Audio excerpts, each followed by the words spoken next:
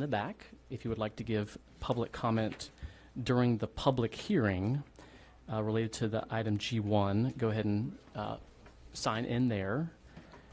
And if you are giving public comment on the public hearing section, you don't need to come to public comment, item E, to say the exact same thing. So if it's a separate thing, that's great. If it's related to item G1, just save that for the public hearing portion. All right. Everyone ready? All right. We'll start, call this meeting to order. I'll start with the roll call down here to my left. Councilwoman Deborah Johnson. Councilwoman Laura Hopkins. Councilman Awad Iyasu. Councilman Ahmed Hassan. Councilman Jamie Carroll. Councilwoman YT Bell. All right, Mayor Ted Terry. Please stand if able for the Pledge of Allegiance.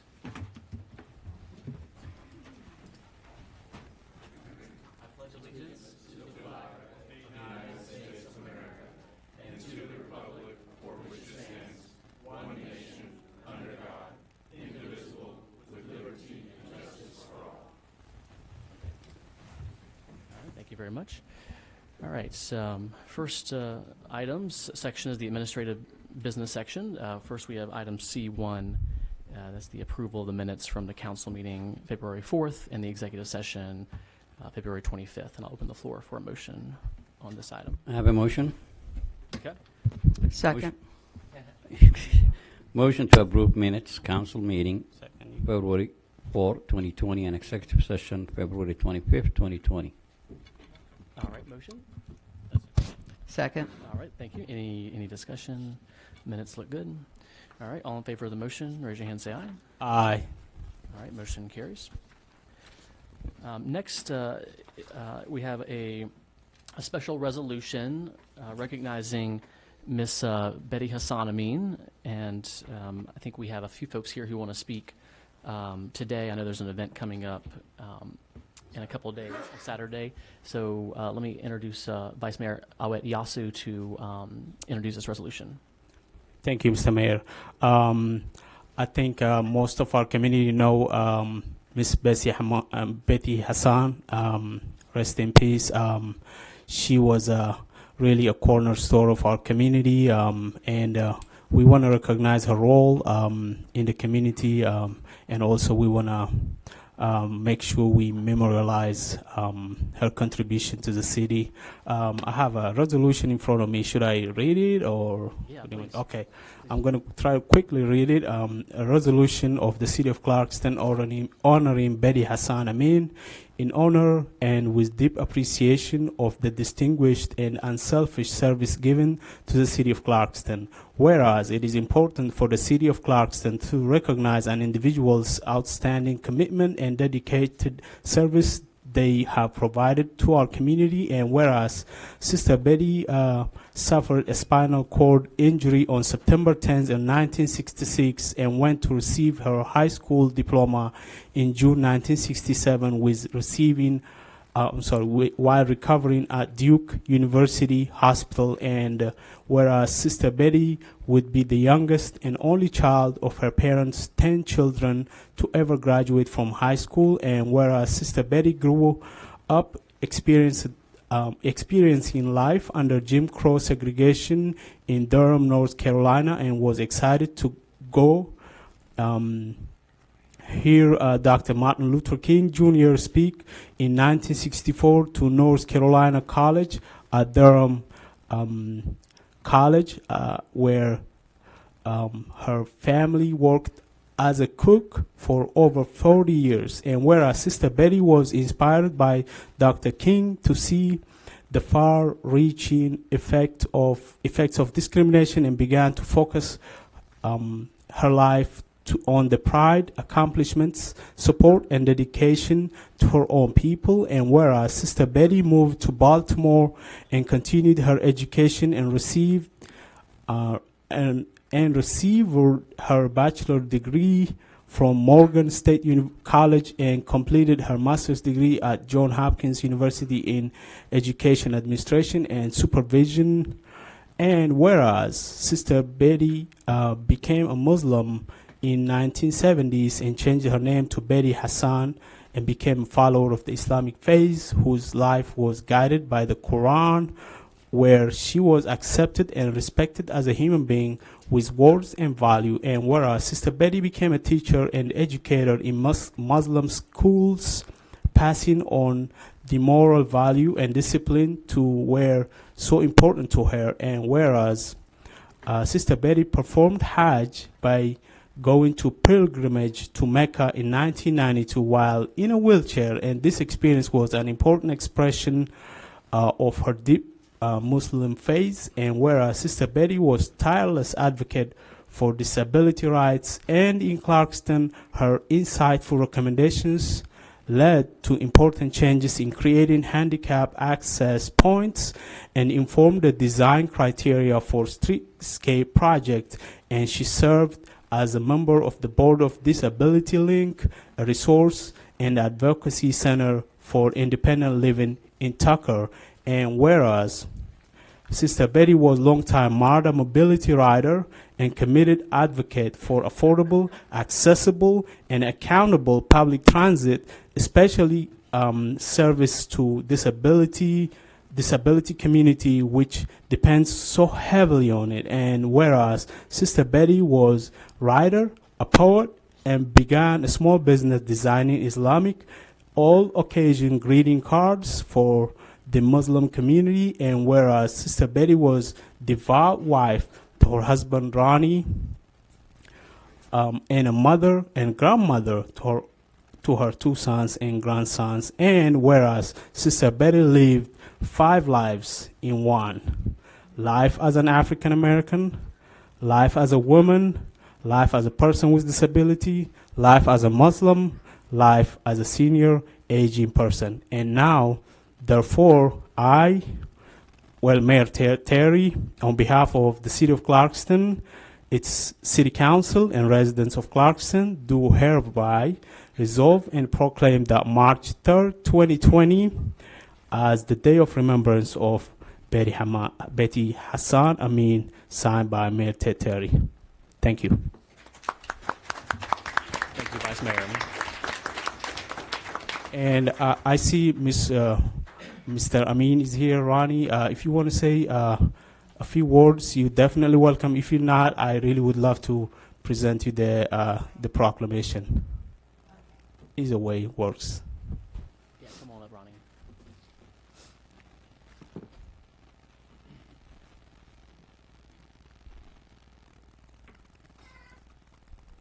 Good evening, everyone. I appreciate very much the recognition that the city has given my wife for her tireless efforts in striving to be an excellent human being. Thank you very much. I know she would appreciate that, and I ask that you all keep us in prayers.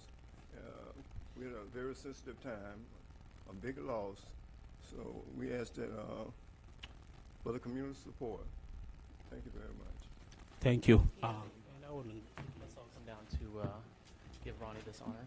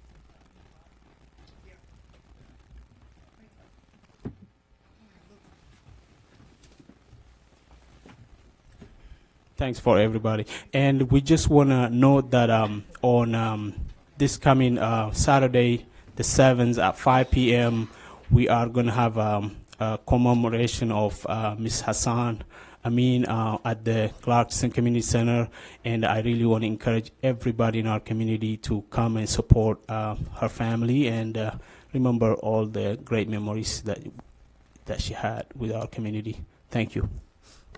Thank you all very much. Okay. I'll recognize our city manager, Mr. Robin Gomez, for a few employee recognitions. Thank you, Mr. Mayor, Mayor and City Council. Again, Robin Gomez, City Manager, and I'd like to have the honor and the privilege to recognizing our exceptional Finance Director, celebrating Mr. Dan Defnall. Dan, if you'd come up on his 5-year anniversary at the City of Clarkston. Right. We appreciate all the work that Dan does every day. Do us a favor and read out what it says on there, and then let's all get another picture for Dan for our social media. Come back down. Right. Certificate of Appreciation awarded to Dan Defnall in grateful recognition for 5 years of outstanding service to the Clarkston Finance Department and its citizens.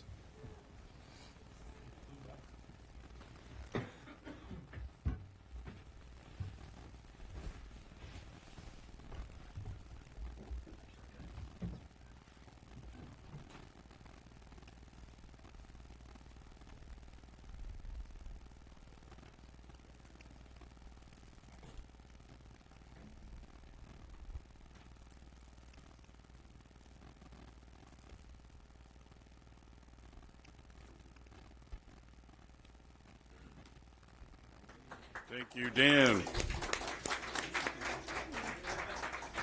It's getting better every day. Well, no more for photos unless you. I mean, you're welcome to, but.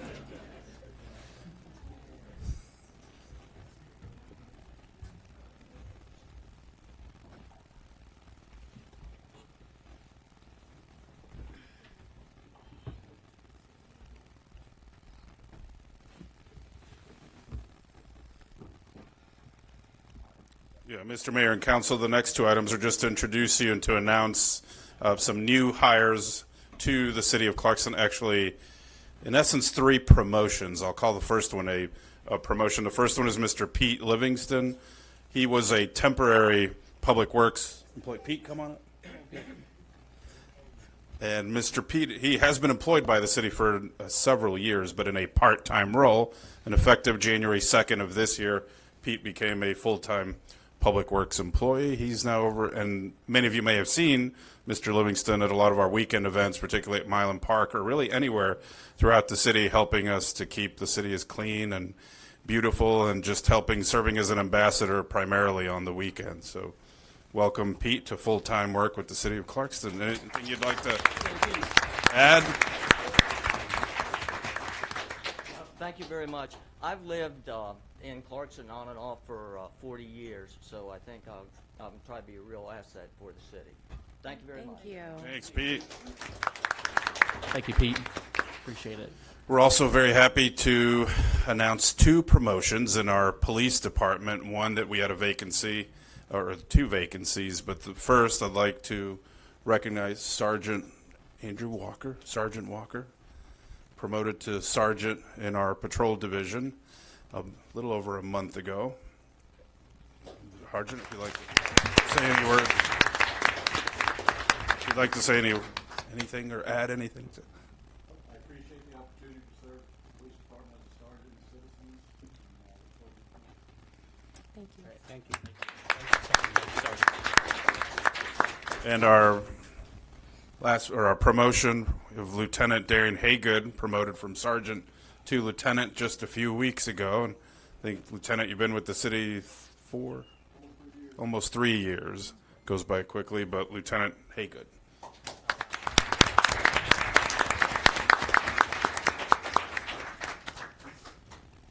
Anything you'd like to say, Lieutenant? This is the part where we put the employees on the spot without any prior knowledge. No. I appreciate the opportunity to continue to serve in the city of Clarkston. I do appreciate the confidence in me. I look forward to learning from them, continuing to move the department in a great direction. Thank you. Thank you. Thank you, Lieutenant. Haygood. And you'll hear from the police chief in a few minutes, but we're getting closer to full staff in our police department yet again, but at least our command staff is up to full staff with the chief, the assistant chief, and Lieutenant Haygood. Item C6 we will defer to next month as the employees could not be here. We'll recognize them. And then the next item, Mayor, we have a brief presentation for, if I could have Cash or Hatami and Larry Kaiser, one or both of them, they'll give a brief presentation. But a couple of weeks ago, we held on February 22nd, we held our I call it the South Fork Peachtree Creek cleanup, really from nearly 285 out to Friendship Forest. And Cash will give a summary of that day's events. But I want to thank Mayor was there, and Vice Mayor, and if I missed any other council member. But a very big thank you to everybody who attended, who volunteered, helping us to keep Clarkston as clean and as beautiful as it possibly can be. There was a lot of interesting stuff out there in the Waterway, and I think Mr. Hatami will provide you some details as to what we found. Very transparent. What'd you find?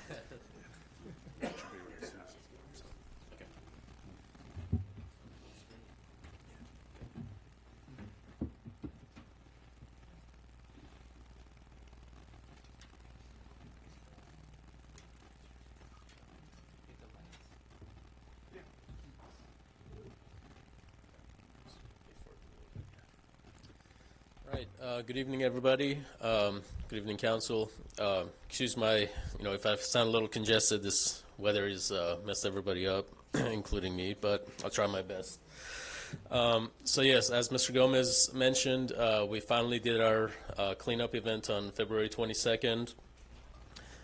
We had to defer it 2 weeks, unfortunately, because of the weather, as everybody knows. But just to recap, this event was the first community-wide events that we had in the city that was specifically targeted to cleaning up trash and debris from the waterways, creeks and rivers that run through the city. And as part of our public involvement and education requirement of the MS4, as required by the EPD, municipal separate stormwater sewer system. So that satisfies one of the big criteria for that event. So as I mentioned about a month ago, we were planning on cleaning about 3/4 mile of the South Fork Peachtree Creek from Friendship Forest all the way to 285, basically the city limits. We divided the groups into 4 sections, and each group had gone out with a member of the Public Works Department as their team lead, and we did a lot of good, as you'll see in the next few slides. So as far as our attendance, we had a great turnout. We had about 65 volunteers that showed up, a total of about 265 hours. It lasted about 4 hours. 73 trash bags, 20 tires of various sizes that we found, and overall over 2,300 pounds of trash. And that's literally over a ton of trash that we took out of the creek. It was everything from shopping carts to 55-gallon drums to all kinds of stuff. So as we said, the event was funded through the Stormwater Enterprise Fund. Overall, we came within our budget that we had in mind, refreshments, additional supplies, and most of the items and the additional supplies are the items that we'll use for our future events. We purchased some boots for people that didn't have boots that needed to get into the high waters, so we can reuse those, and that'll be a cost savings that we'll have in the future.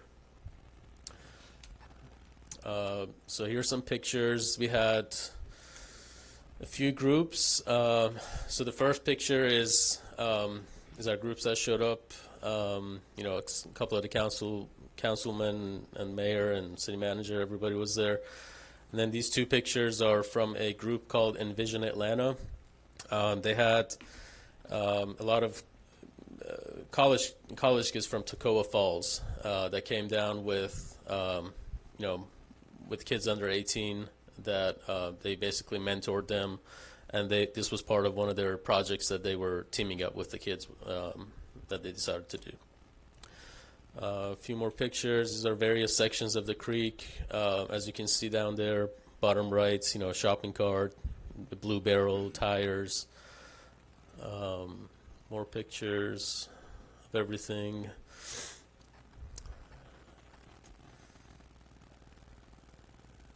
Yeah, and we had a few different piles of garbage. So the 2,300 pounds, it's kind of scattered all over, but overall we had that amount. So, this really was a big event, and thank you to everybody that participated, especially the Public Works Department, Rodney, and your guys. I just wanted to mention the guys that contributed: John English, David Meadows, Pete Livingston, who was introduced not long ago, Darian Hammonds, Marcus Gay, and Willie Baines. These guys really took it upon themselves to wear the waders and go in the water and get the hard stuff out of the river. We had cooperation from Keep the Cap Beautiful and Rivers Alive. Keep the Cap Beautiful gave us some supplies, the trash pickups and trash bags and vests, and Rivers Alive allowed us to publicize the events. It's one of the bigger websites that people go to if they need to look for events like this, and it's through EPD. Clarkston First Baptist Church, they really helped us with the transportation. It was very last minute that I asked them if they could help, because we had a big group that came to Envision Atlanta, and had it not been because of them, this event, it would have been very difficult to pull off. And lastly, Envision Atlanta, they provided roughly about 40 to 45 volunteers solely from themselves. And we're looking to have another one sometime, probably in December, and looking to make it even a bigger and more successful event in the future. Thank you. Thank you, Cash. And if we could have any member of the public that was there 2 Saturdays ago, please stand up. Vice Mayor Ayasu, Beverly, Dean, yeah, everyone stand just thank you all. That's all.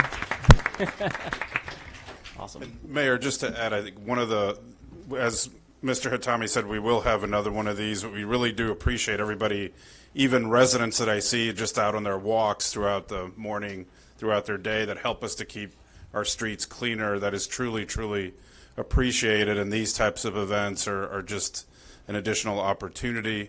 The number one thing that people point out in Blight is graffiti followed by trash, and they kind of interchange. So the cleaner we can keep our city and certainly our riverways and our storm drains, and the better it is for all of us here. So again, just a big thank you to everyone, and thank you for the council's support. Absolutely. Thank you again. Thank you, everyone. All right. We have our report section next. Planning and Zoning Report, Ms. Shawana Cowie. Thank you, Mr. Mayor and Council. Planning and Zoning Report.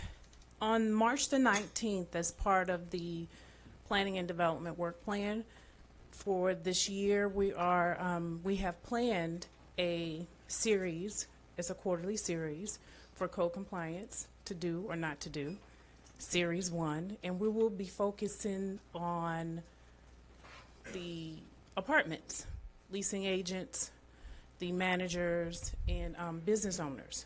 It will be from 11 to 1. It will be a lunch and learn, so you can provide any questions that you may have beforehand to code compliance, or you can email us directly if you have any questions or concerns if you cannot attend. We expect a big turnout, and we want all to participate. So if you have any questions, feel free to contact me. Again, my name is Shawana Cowie. March 17th, there is a planning and zoning meeting. There was a tabled case for a conditional use permit for Bravo Auto Brokers to have an automobile dealership at their location. There were some requirements that the Planning and Zoning Board asked for the applicant to submit, and it was tabled to get those questions answered. So March the 17th, we do have an additional planning and zoning meeting. If the residents have not noticed, the homes that were on East Avenue as part of the East Avenue project, those homes have been demolished. The applicant has not submitted any permits for construction. It is just for demolition only at this time. So they should have the place cleared, nice. There's no construction, and there is no land disturbance. So right now, there is no construction or permitting for any construction or anything like that. The City of Clarkston will have an RFP soon out for a bid process for the zoning rewrite. Staff is in the final process of editing the RFP. We want to make sure that the final product is inclusive of our process for public engagement and to have a quality product as a result in the end. So that RFP should be out by next week. So we're doing the edits, and we should have that completed by the end of this week. And that concludes the planning and zoning report. Thank you. Thank you. Any questions? Yes. Where will the lunch and learn be? I'm sorry, Councilman Hopkins. It will be at the Clarkston Community Center. No, not the Clarkston Community Center. The Women's Club. Shawana, I want you all to show up. what's the date of that again? It is March the 19th from 11 to 1. The Lunch Women's Club. Lunch will be provided. So Great. join us. All right, thank you. Okay. All right, our city manager's report, Mr. Gomez. Thank you, Mayor.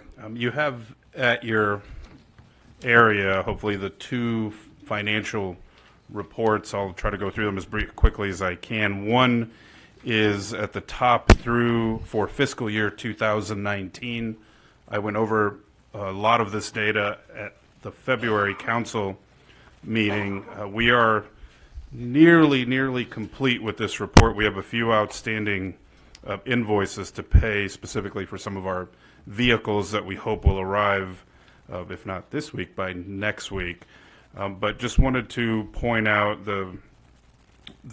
toward the very, well, it's not actually listed on the page, but at the top on page 1, the total expenditures for fiscal year 2019 under the year-to-date or YTD actual, right below that, our total expenditures were just over $6.9 million. And then in the next area, our total revenue, $7.589 million. So subtracting the revenue from the expenditures from the revenue would indicate that we have finished the year with a surplus. We do have probably about $150,000 left to pay that those expenditures that we're going to account or essentially record in 2019. So we will end up the year with several $100,000 in surplus. As soon as we have that final amount, I will send that to all of you, and I will have a report at our April council meeting. So again, just to state, we will have probably somewhere in the neighborhood of about $400,000 that we finished with a surplus. So our revenues for the year exceeded our expenditures. As I have said during this report throughout the year, our expenditures have come in under budget. The main reason due to vacancies that we had throughout the year, primarily in the police department, and the one vacancy in planning and development. Of course, all of those positions are budgeted in the current year, and we hope to fill them. So in the current year, we will likely not have the same under expenditures as we did in the prior year. But just to go over a few, so really no significant changes in the expenditures, as I said, other than the vehicles that will be added in the expenditure total. And so the reserve will be, the difference between revenue and expenditure will be a little bit less than what is reflected on page 1.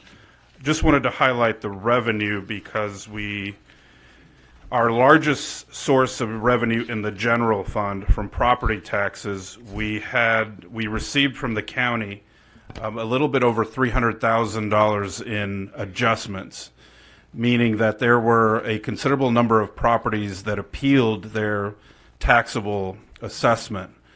and therefore their revenue that they pay, the taxes that they paid, revenue to the city, is less than what was originally anticipated by the county when they provided the tax digest or the tax roll to us. We did adjust our budget at the time, but not completely to account for these adjustments that came in at the end of the year when, again, when the taxes are due in September and then in November.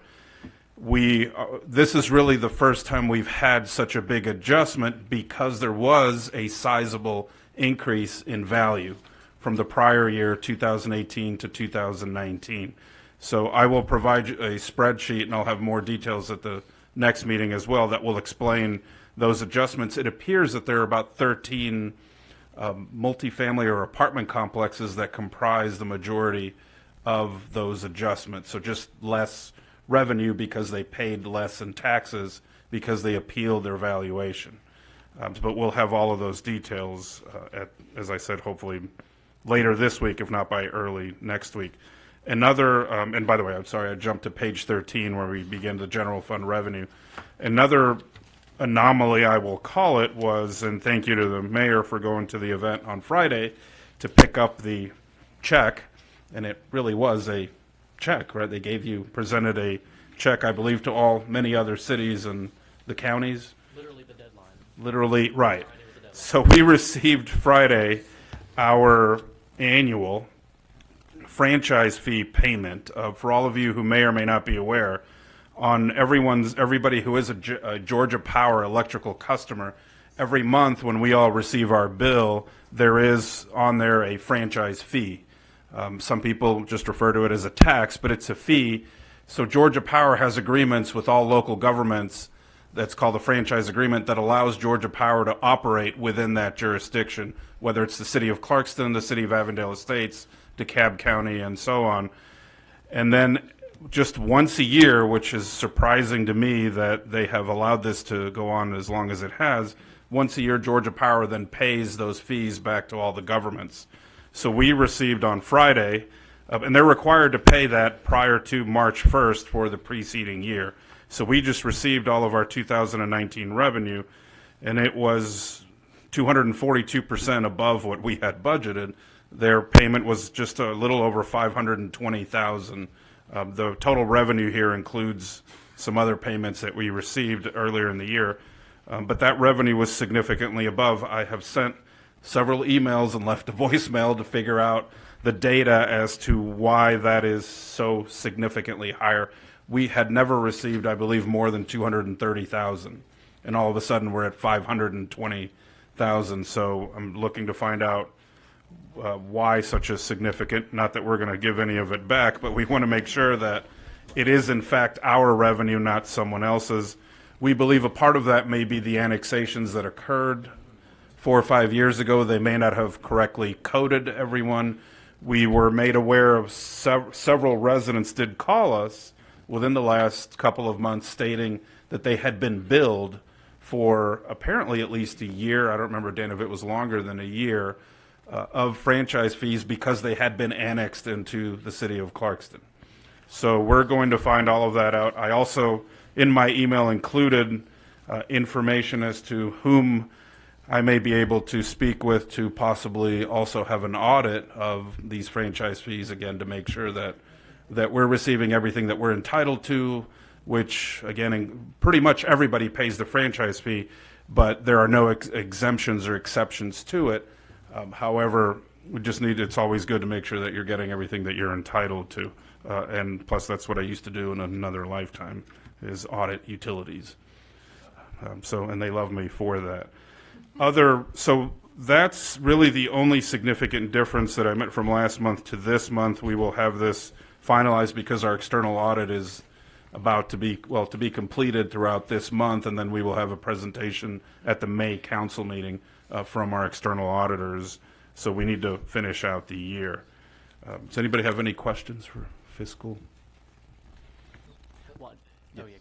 So one question I had is, I know you said that there was a difference from the appeal when the budgeted was 3.6 million approximately in property taxes, and we've gotten 2.9 million. So are we expecting any more revenue from property taxes, or you think Very little. It might just be 10 or 20,000 is what we believe we may be left to receive. So the adjustment that they made, so they've already, apparently they have, I'm inferring they have finalized those appeals, meaning they provided the property, here's our final decision, and this is what is due, and we're inferring that it was less than the original bill that they received, which is less than what we were told we would be receiving.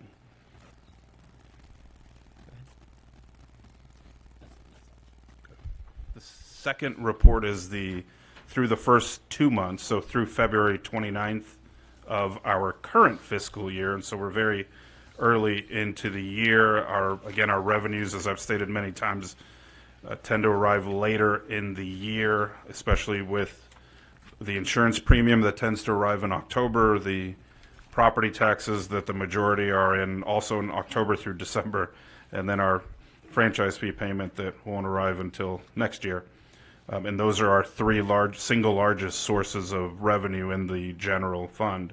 But we are, again, so that's why we're well below. Our revenues are more than 50% below our current expenditures as we go on. And again, really nothing of significance to report. We haven't we haven't spent only $300 so far for our community action programs, and we're pretty much in all areas either below our expenditures for all the departments or a little bit or right where they should be through 2 months of the year. I did want to mention as you look through as every month that we go through this, the expenditures for our sanitation, stormwater, it's similar. We, again, receive the majority of that revenue toward the end of the year. We did receive or it is noted in here, our January 2020 SPLOST revenue, or the Special Purpose Local Option Sales Tax. And unfortunately, it's, I believe, the second lowest month that we have had since the tax went into effect. Our distribution was just over $136,000 compared to December 2020. It was the highest at $177,000. So we're hopefully not an indication of the economic conditions that may be arriving, but it was interesting that it was that much lower. I guess we all spent our money during the holidays or in December or New Year's, before New Year's, rather than the month of January.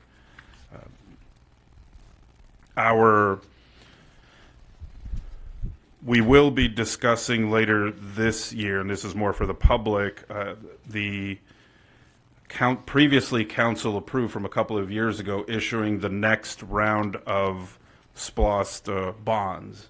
And we will have a discussion in March about that, but that will be where we will receive the revenue this year, and that's why the budget for the year, particularly in our streetscape and the SPLOST, will be a little bit higher, because we are looking to issue $3 million in bonds. The first round was $5.5 million. This would be the next and the final phase of the estimated $10.8 million that we are to receive over the 6-year current life of the SPLOST. I think that's all. Any questions? How long has it been since we issued the previous bond? Has it been 3 years, I guess? We issued it, Dan, in 2.5 years ago, in Okay. 2017. Okay, thank you. So yeah, it was projected to be about 3 years after the original bond. So kind of at the beginning of the 6 years and then at the middle of the 6-year life of the tax. Are the projections holding for last year, and how do we think about this year? So yes, so far they are, although we're starting the year a little bit below where we would like to be. But we do our average monthly distribution has been at about 96% of the original budget. We did increase a little bit this past year, but we're still at approaching 96% of collections. And if we need to make adjustments, then we will obviously look to do that. And just to continue on a few more items, we will have, and I'll call the chief up here in a couple of minutes just to give a quick update. The construction currently, unfortunately, all the rain continues to just slow things down. But in the last month, most of the work occurred mainly on Market Street, some on East Ponce, and Indian Creek, where the mini pocket park is being next to the pediatrician office. They did some more brickwork this past week, and a lot of brickwork and sidewalk and curbing along Market Street and along Market Street, pretty much from North Indian down all the way to Roland. The subcontractor, I think hopefully many of you have noticed or seen the new traffic lights that are working on Market and East Ponce and North Indian Creek and Market Street. They turned those on a little over a week ago, or within the last week. So they're much brighter, much more visible. And the street signs are bigger and a little bit brighter. I actually thought they were going to light up, Larry, those street signs. They're not lit. They will light up. Okay, they're just not activated just yet, along with the decorative street lights here on East Ponce. But we're still on track to have everything completed in the middle of May. Or they have until May 31st, but by the middle of May to finish everything that's currently, and that includes the current work on East Ponce down toward Brockett Road, the crosswalks, the hawk signals, that the poles and the signs were installed related to all of the streetscape work, but a little bit above it is also on Friday and today, our staff installed the high pedestrian area, very bright visible signs on East Ponce, on Montreal, and North Indian Creek. So as you're entering the city from 3 different areas, they're very bright signs that you're in a high pedestrian. You're going to see people walking, and we're encouraging, obviously, people to slow down. And eventually, I've had numerous business owners, interestingly, ask if we could lower the speed limits on certain streets to 25. I mentioned that we will look to lower on the main streets on North Indian Creek, on East Ponce, on Church to 30 miles an hour. I'm not sure we could go all the way down to 25, but several residents asked if we could have that as a public discussion, so I think we will going forward in one of the committees to discuss where we should go regarding that. But lowering speed limits does tend to save lives in the end. And then you mentioned the bicycle stuff as well. We will. Well, we're also looking to install similar, very high, very bright, very visible signs, something along the lines that will say high bicycle area or high cyclist area on Norman and on Church. And that'll be as you enter Norman from the Rays Road direction, and then also on Church Street as you're entering from either if you're on the path or on Erskine Road, or when you enter all the way down from North Decatur onto Church, because there's an awful lot of cyclists that are using it, and we want them to be safe as well. And we will have some training and public information to remind everybody about the fact that vehicles must stay at least 3 feet away from all cyclists. So you must, in essence, sort of yield to them and make sure that it is safe to pass the cyclists that are mainly on Church Street and Norman Road, but they could be on any street.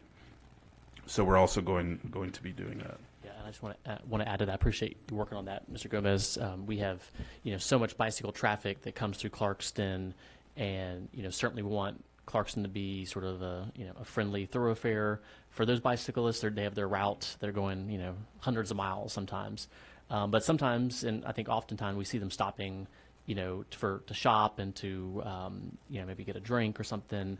And obviously we want to encourage bicyclists and people on the path or just passing through to stop and hang out and spend their money in downtown. Yes. So again, as I've stated at this meeting many times, the patience, the understanding with all the construction is certainly greatly appreciated. We're much closer to the end than we were a month or 2 months or 3 months ago. So we can see the end, and it's really transforming the city of Clarkston. Just to mention a couple of other upcoming events, as was mentioned, Saturday at the Clarkston Community Center beginning at 5 p.m. is the tribute or the event to honor Miss Betty Hassan Amin, and that is open to the public. At that event, we will have refreshments will be provided, and certainly a lot of very nice comments and a very nice tribute. I met Miss Amin when we were living at Avalon, and she saw me one day and she said, I heard that the city hired you to come and live here. I said, well, no, I think my wife found a place for us to live, and we love living here. She goes, well, I'll be keeping my eye on you. And then she just went on her way. So I appreciated her introduction to Miss Amin, and I do love the greeting cards. I sent one to my parents, and they said that was about the nicest and just the best greeting card or card that they have ever received. The message that was on it, so be looking to. So encourage everybody to show up. And lastly, on March, before I call up the chief and the assistant chief, on March 21st, we will be having, through Congressman Hank Johnson's office, a census event here at Refuge Coffee at 10, starting at 10 in the morning. It's from 10 till noon on Saturday, March the 21st. I got a quick question on the traffic lights. I'm not sure about the technology of it, but the old ones, I do remember the one on North Indian Creek and Market would still come on, even though even though the road was closed, it would still stop me. I mean, take me 2 minutes. So, is there any new technology on the new ones, like a sensor or something? Anything that would? They do have. They haven't all been synced yet because they're not all up and running, but it will have that. That'll have the sensor to sense and adjust to the number of cars that are out on the road. Okay, cool. Thanks. Chief, come on up. And just have a quick report from the police department. Again, thank them for all the continued work that they do, especially out in the elements with all the rain. Good evening, Mayor, Council, citizens. How's everybody tonight? Right. Very good. I'm going to let Assistant Chief Hess go first because he wants to talk about Officer Kerala and show you some new things. So, new year, new us. Let's put it that way.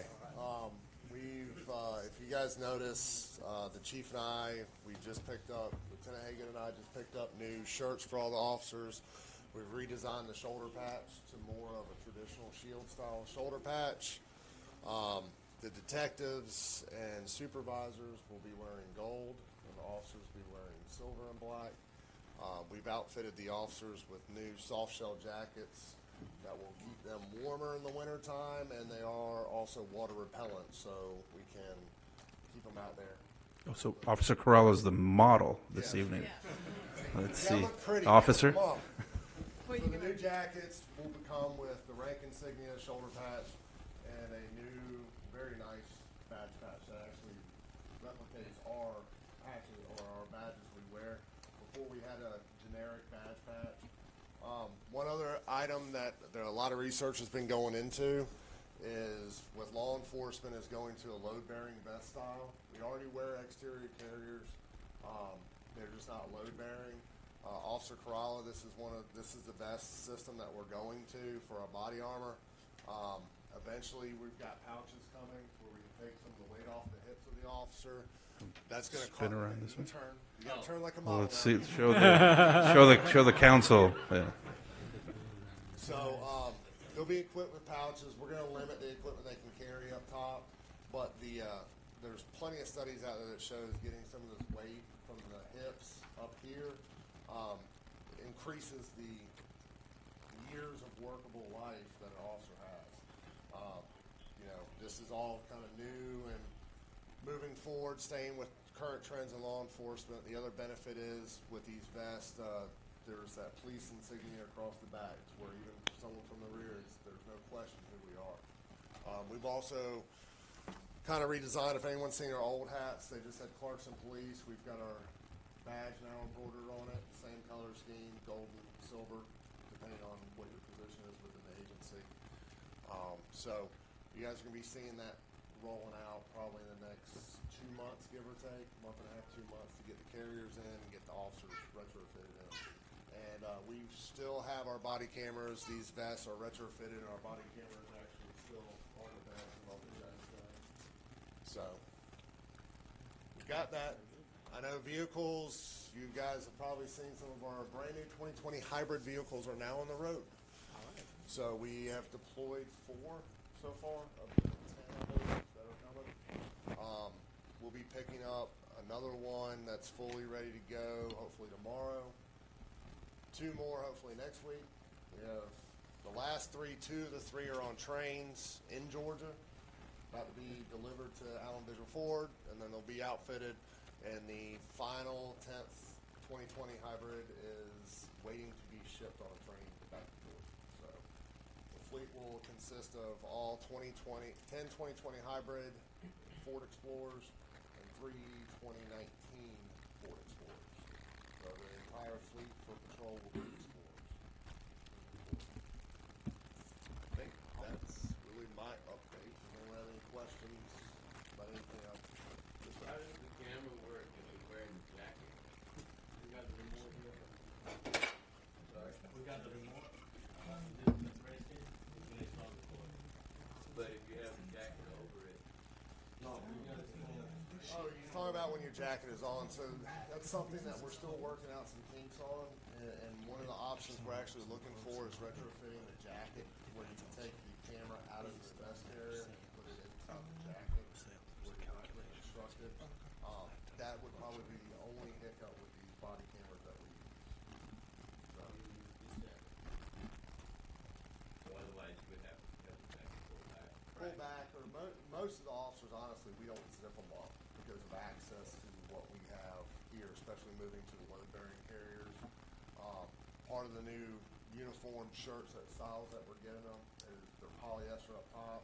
It's a mesh material from the chest down to where it's breathable, but also retains the heat. So, trying to factor in as many great advances in law enforcement as possible for our agency. Great. Wonderful. Any questions for the council? Yes, sir. Great. Thank you. Thanks, Chief. And I'm just going to give you a quick update on the stats for the month. So we wrote 205 citations for the month of February. We wrote 37 warnings. We had 42 misdemeanor arrests, 4 felony arrests. They answered 510 calls from DeKalb 911 dispatch. We wrote 142 incident reports and 42 accident reports for the month of February. And I'm here for any questions. What was the nature of the 4 felonies? They're good. I mean, I don't have it in front. They're, I can get you the information. yeah, we can get it for you. I just don't have it right smack in We front. had 1 or 2 theft by receiving stolen motor vehicles. Vehicle. We had false imprisonment, I believe, and 1 other felony arrest. But I can actually get you those. Yeah. And it would have been in the The weekly report, of course. Yes. Thank you. DUI numbers are continuing to rise, so our officers are out there getting drunk off crazy. Yeah, they wrote, they had 9 DUIs for the month of February. And last month it was, so it's up, it was 6 total DUI arrests in January and 9 February. And again, that's because of the new training y'all have gone through. So now you're, Yes. because all last year there wasn't any. Yep. No. Very good. And that's why, training is high up on our list for this year. Great. All right. Thank you, Chief. Any questions from the council? All right. Thank you all very much. Thank you, Appreciate that. Mr. Mayor. All right. That concludes city manager's reports. City attorney's report. Mr. Quinn. No report. All right. We got our council remarks. And you want to start down here to my left? I don't have any today. All right. I did do my training with the Georgia Municipal Association this week, or this month. And I just wanted to let you guys know, because you might hear people talking about the Carl Vinson Institute or GMA, and when I sat down there, I had no idea what people are talking about. But in the state of Georgia, it is mandatory by Georgia law when you are elected to local government to do municipal government training, and the Carl Vinson Institute is the only place authorized to do that initial training, and it is 3 days training. It's very helpful because you're with a couple hundred other people who also just got elected to local government. And they have many, that's the only one I think that's mandatory, but they have many, many other classes. But they are only authorized and certified vendor of this municipal government training to tell you what's allowed, what's not, what's ethical, what's not. And it was very, very worthwhile. And I have about 4 events that I attended. On February the 6th, I attended the Coalition of Refugee Servicing Agencies, also called CRSA, quarterly report that was held at Georgia Premier Piedmont Tech College. And I was happy to see our city manager and our police chief and also assistant chief that were there, and they just had to leave because it was really raining heavily, and they had to make sure everything was fine in the city, but I was glad to see them there. And on the 13th also, the same agency had organized New Americans Day celebration at the state capitol, and I was happy to attend there. On the 16th, I attended a health fair that was held at the Clarkston Community Center.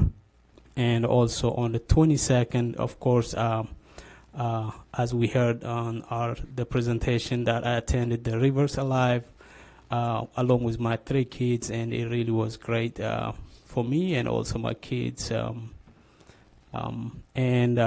Last but not least, on the 28th, we had a committee meeting of the Environment and Transportation Committee, and we're going to continue working on several items, and that's pretty much what I want to report. Thank you. No report. February 22nd, I went to an event with Blue Ridge Atlantic and the Clarkston Development Foundation, and there was some discussion of the new apartment complex that's going to go and replace where the Vietnamese church is now in East Ponce, and some of the early learning opportunities that may go along with that, as well as some of the other services for residents. So that was educational. The council recently passed an ordinance change allowing for early learning and tutoring efforts to continue in these apartments, and hopefully we'll see some opportunities for other early learning for children in the apartment areas. Yeah, so if you were at the last work session, you know that there was a presentation given by Amplify Georgia, who I've been working with around the Reproductive Justice Commission. And they're going to have 2 more listening sessions in March, on March 18th from 5:30 to 8, as well as April 1st. They're both on Wednesdays, and they're both around the same time. Food is supplied, and also a stipend to make sure that you are compensated for your time for being there and being a part of the listening session. The other thing is, so young elected officials across the state of Georgia were selected to be a part of this year's national convening. And as a member of the host committee, myself and Ted, Mayor Ted, were actually both a part of it, in addition to other elected officials across the state.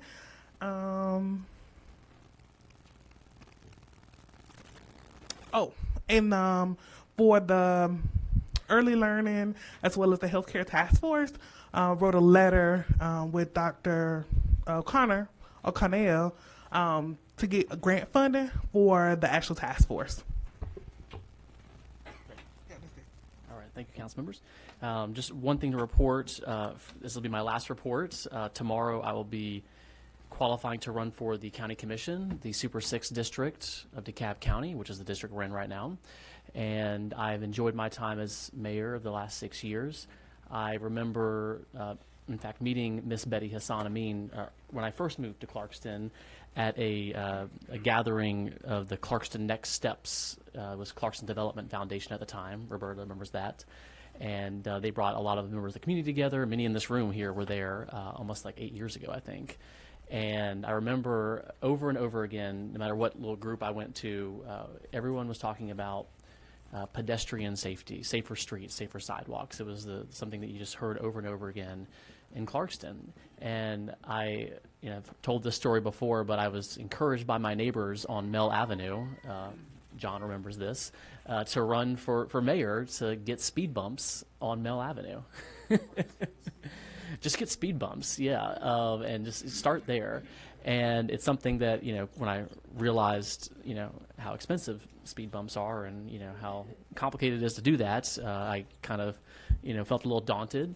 But working together, many people in this room and Miss Betty Hassan Amin we were able over the last 6 years to invest a substantial part of our infrastructure funds, the SPLOS funds, the streetscapes projects, in making Clarkston a safer place to walk, bicycle for pedestrians and children.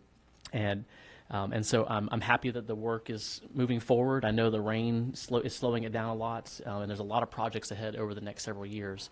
But I think I'm most proud of that. And I just really appreciate everyone's support, appreciate the city council members for working together over these last 6 years, the current and former council members. And I am happy to report that we did get our speed bumps on Mel Avenue last November, and so now I feel like I can resign and leave things to the next generation. And so Vice Mayor Awet Iyasu will be filling in as mayor per the city charter. Thank you for stepping up to that. And then I know that the city attorney has given us an opinion on sort of how the elections work, and so he'll update the council on when the resignation is official, on what the next steps are to fill the role of mayor in the final year. So again, thank you all very much. It's been an honor. Thank you.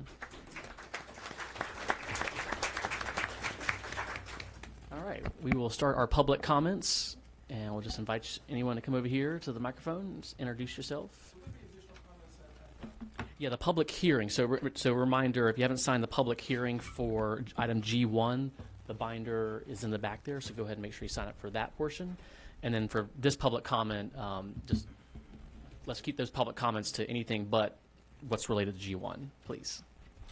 Am I allowed to talk about soccer now? Soccer field? Oh no, we're gonna wait for that. Okay. Yeah. Now I'm gonna to say thank you so much for resigning. Oh, okay. And I want to see you on. You're welcome.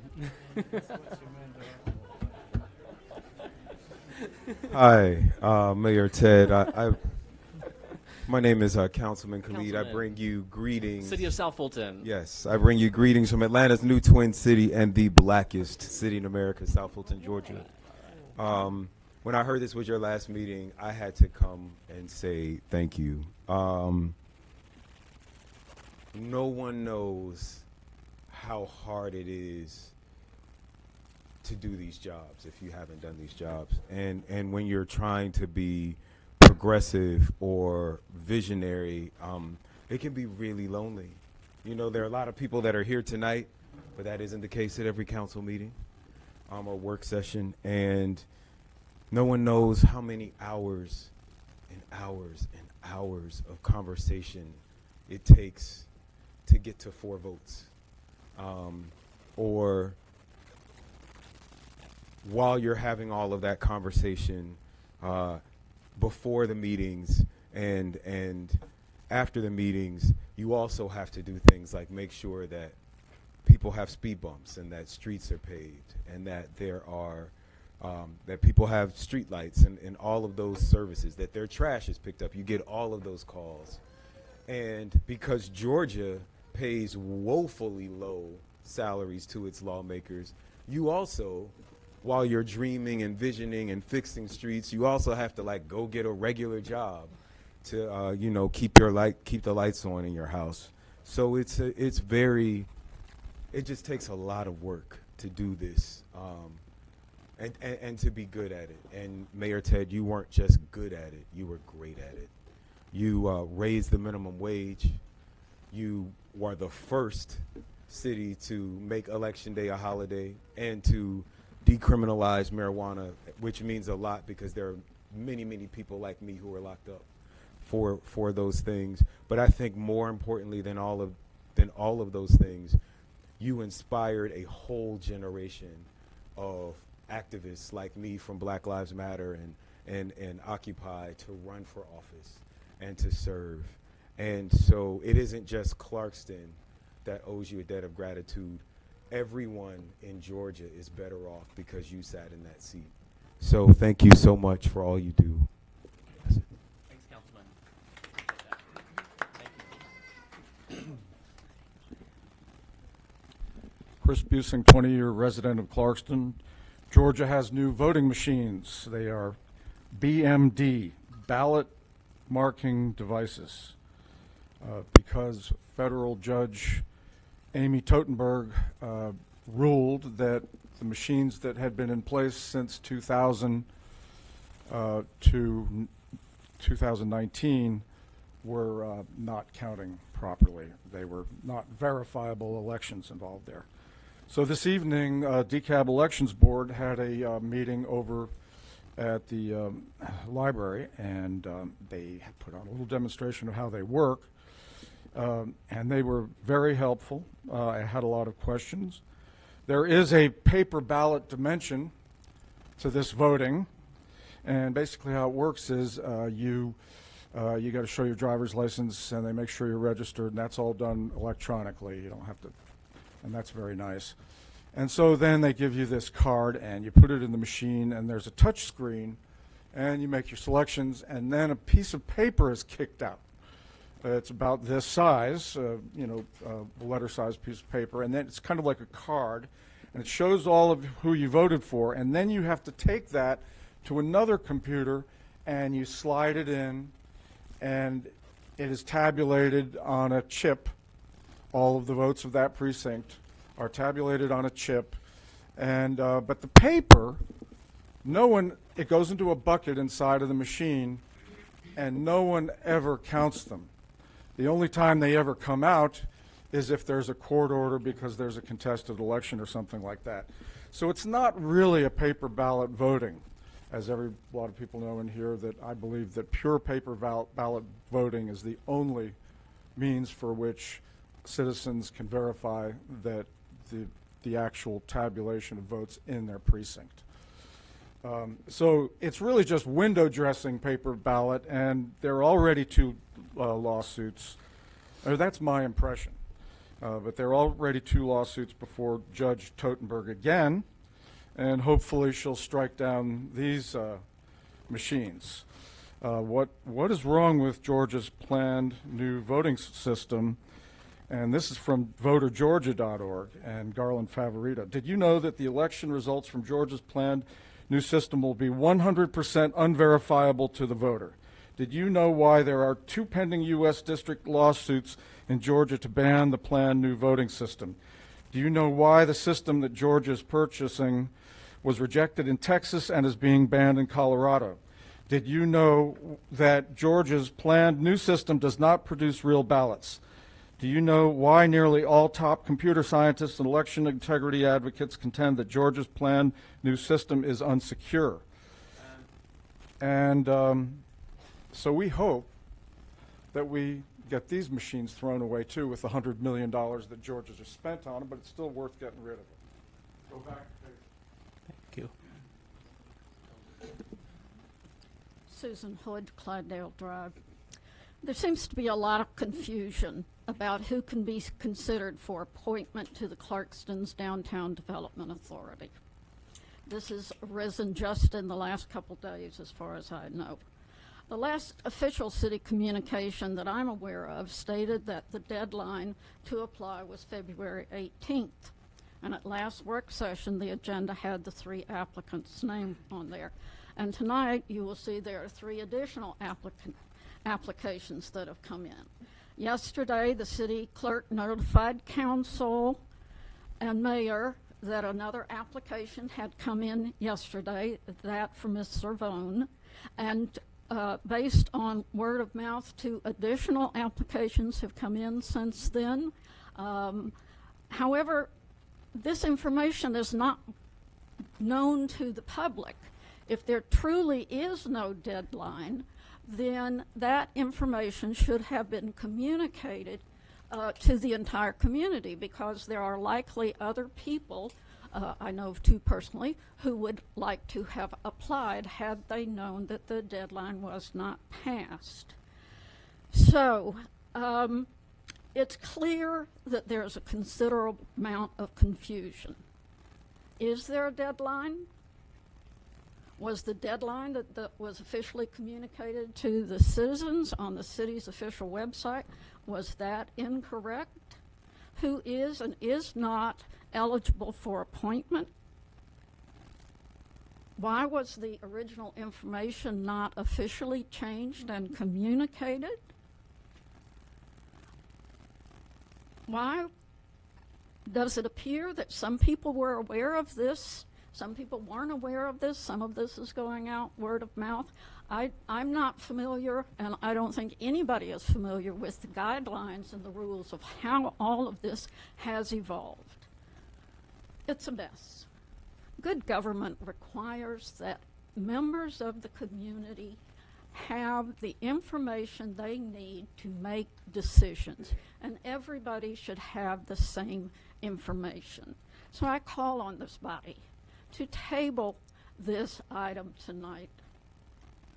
Start over, put out the real information to everyone.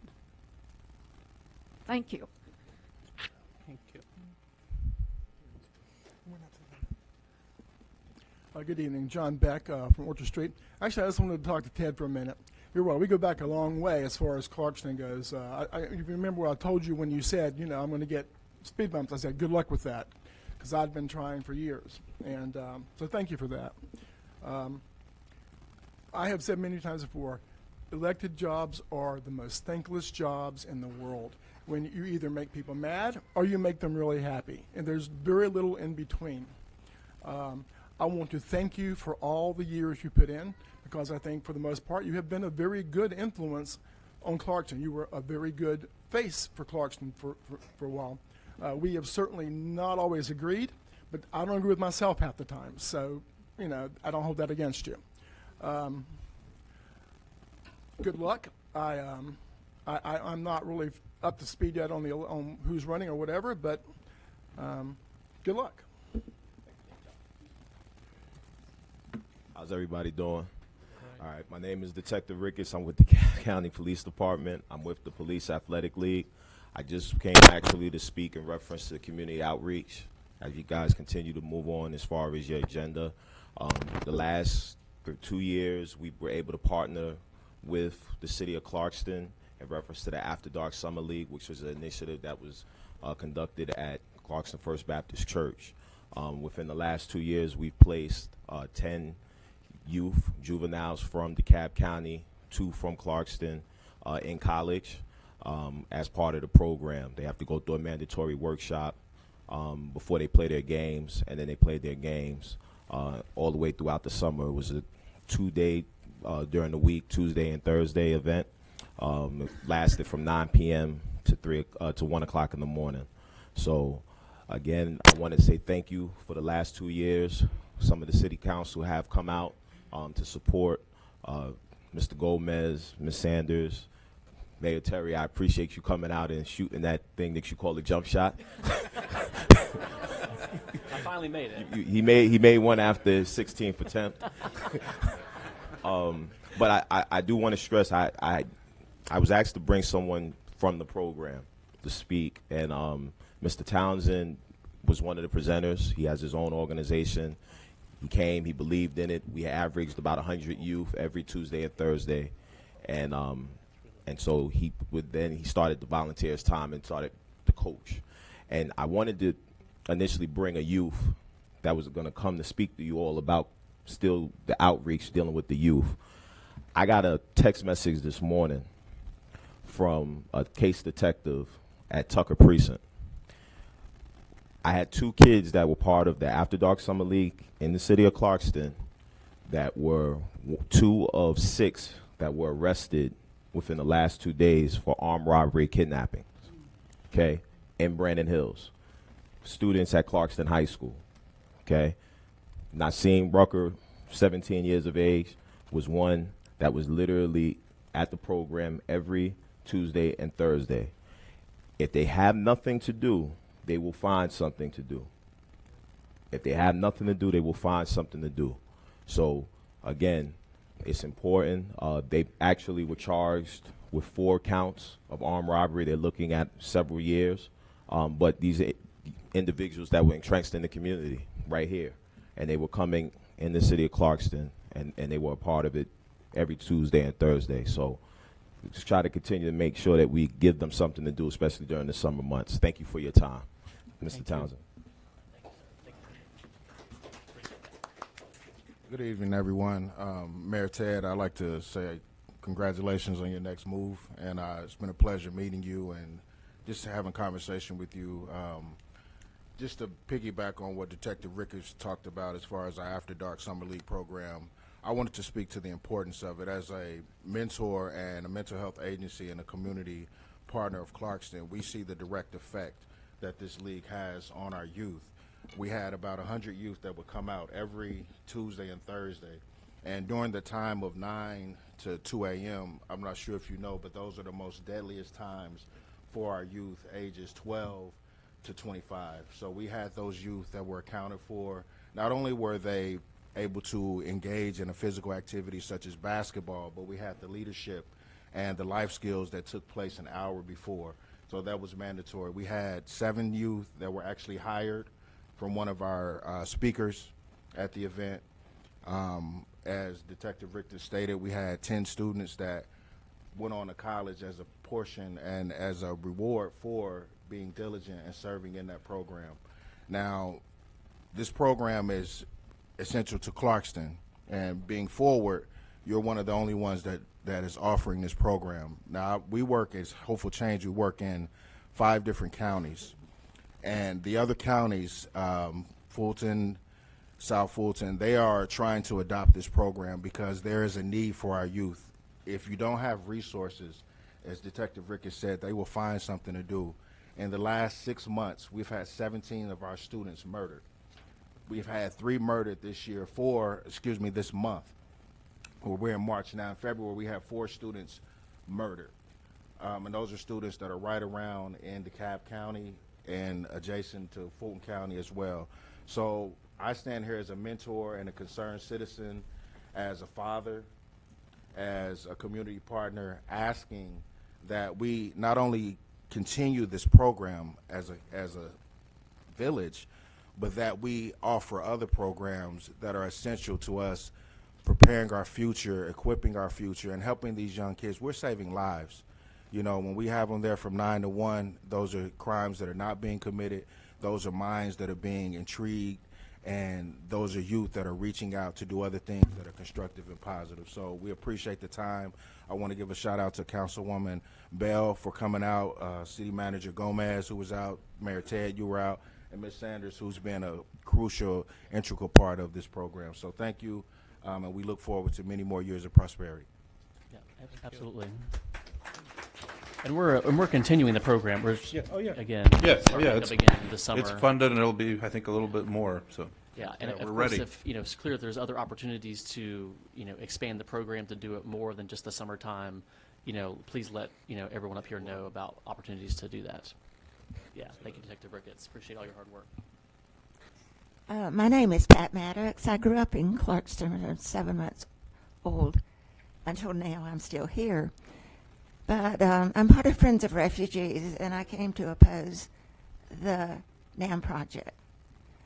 I've worked with children in the community since 1999, and what they need is not a gym and a soccer field. To those things, they go in and they come out. They go in and they come out, and they're not deeply touched. The best way to do it is a disciple group of 12 youth or so, not a horde, not men and women doing basketball, but a personal touch. Scott Kelly is the best example of that. He kept a group of 12 students, and even when he needed to move, he drove back from Canton every week to make sure that their schoolwork was up. They were rewarded with a beach trip. If their grades were up, he took them on camping trips. Not many of us are willing to make that investment, but the gentleman that spoke sounds like he's doing that. The other objection I have is the little houses on Rogers Street. That's the only home they can afford. And my heart goes out for affordable housing in the area. But to put up a gym, a couple of soccer fields in the face of those homes, I'm Jamie Carroll, neighbor. I don't want to walk out and see a privacy fence and a gym on the other side. I know they have to be somewhere. Go to Brannon Hills. You're in India. Find a way to scoop up that land and make those changes necessary. The Fujis have a field that sat undeveloped for a lot of years. Try to find a better way. I was part of NAM for most of my life, from Sunbeam on. And so I'm just urging you, council, help them find another place, another way.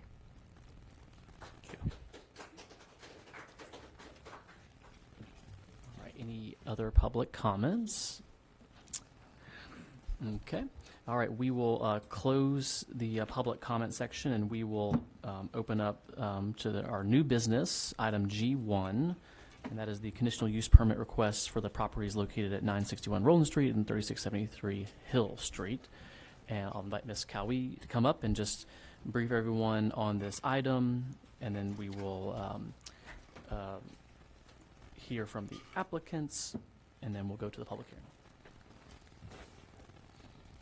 Thank you, Mr. Mayor and Council. Again, this is a conditional use permit. The applicants, well, Willie Galloway and Laurel David, the Galloway Law Group, for North American Mission Board of the Southern Baptist Convention, Incorporated. This conditional use permit is to construct athletic fields and athletic facilities to support the church's mission and for church-related activities. As a part of the conditional use permit request, the applicant is required to adhere to 4 criteria according to the conditional use section 312. Whether the conditional use will be injurious to the use and enjoyment of the environment or of other property in the immediate vicinity, or diminish and impair property values within the surrounding neighborhood. Whether the proposed conditional use would increase local or state expenditures in relation to cost of servicing or maintaining neighboring properties. Whether the establishment of the conditional use permit will impede the normal and orderly development of surrounding property uses predominant in the area, and whether the location and character of the proposed conditional use would be consistent with a desirable pattern of development for locality in general. The staff did recommend denial of the conditional use permit to construct the athletic fields, athletic facilities on the properties located at 961 Roland Street and 3673 Hill Street. Planning and zoning also recommended to deny this request, and the applicants are here. Mayor and Council, if you have any additional questions or requests. Very good. And yeah, we'll open the floor up for any questions from the council. Public hearing first. Sure, yeah. So no questions for anybody? I do have one question for them. Yep. So we got a letter, the council got a letter on Friday indicating that NAM was interested in making the fields and the gym open to the public, but said they wanted to negotiate some sort of agreement with the city. Can you just kind of expand on that and what NAM's intention is there? Yeah, that's part of the presentation tonight. If I could maybe go through that presentation, that may be easier to explain that, I guess, and as it relates to the rest of everything else when you talk about as well. Yeah, so absolutely. All right, well, if you can get that screen down, that'd be great. Screen. While they're, hey, Yeah, hey, Laurel David Ms. with the Galloway Law Group. While they're getting set up, I think the main reason for the hesitancy about making a firm commitment of a certain number of hours a day or whatever is that obviously NAM wants to make sure that there won't be any scheduling conflicts with their after-school program. So there may be certain times of the day where the fields would not be open to the public because the kids would be using the field. Now, they haven't got so far as to formalizing what their athletic part of their after-school program will be, so they have made a firm commitment that the facilities, including the gym, would be open to the public, but they are just maybe restricted times, that's all. Okay. Thank you. All right, let's get that pulled up here.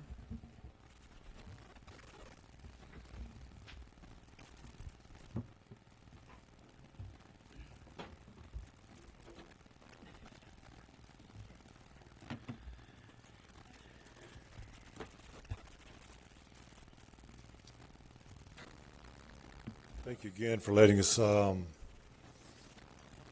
tonight and give you our developmental plans for the property we refer to as south of Roland. And one thing that I think is I want to ensure or make sure is that we want to be heard in a fair and balanced look at what we're actually proposing and why it's being proposed and how we believe that it does fit all of the criteria set forth in the conditional use permit. We've been working at this now for over 2 years. This is not an effort that just started. It's been going on since October of 2017. Also, there appears to be some confusion, or it was in planning and zoning at least, in our view, of what the conditional use permit process is for and why it's important. So I want to go through that as well. Our firm has done over 300 religious projects throughout the Southeast.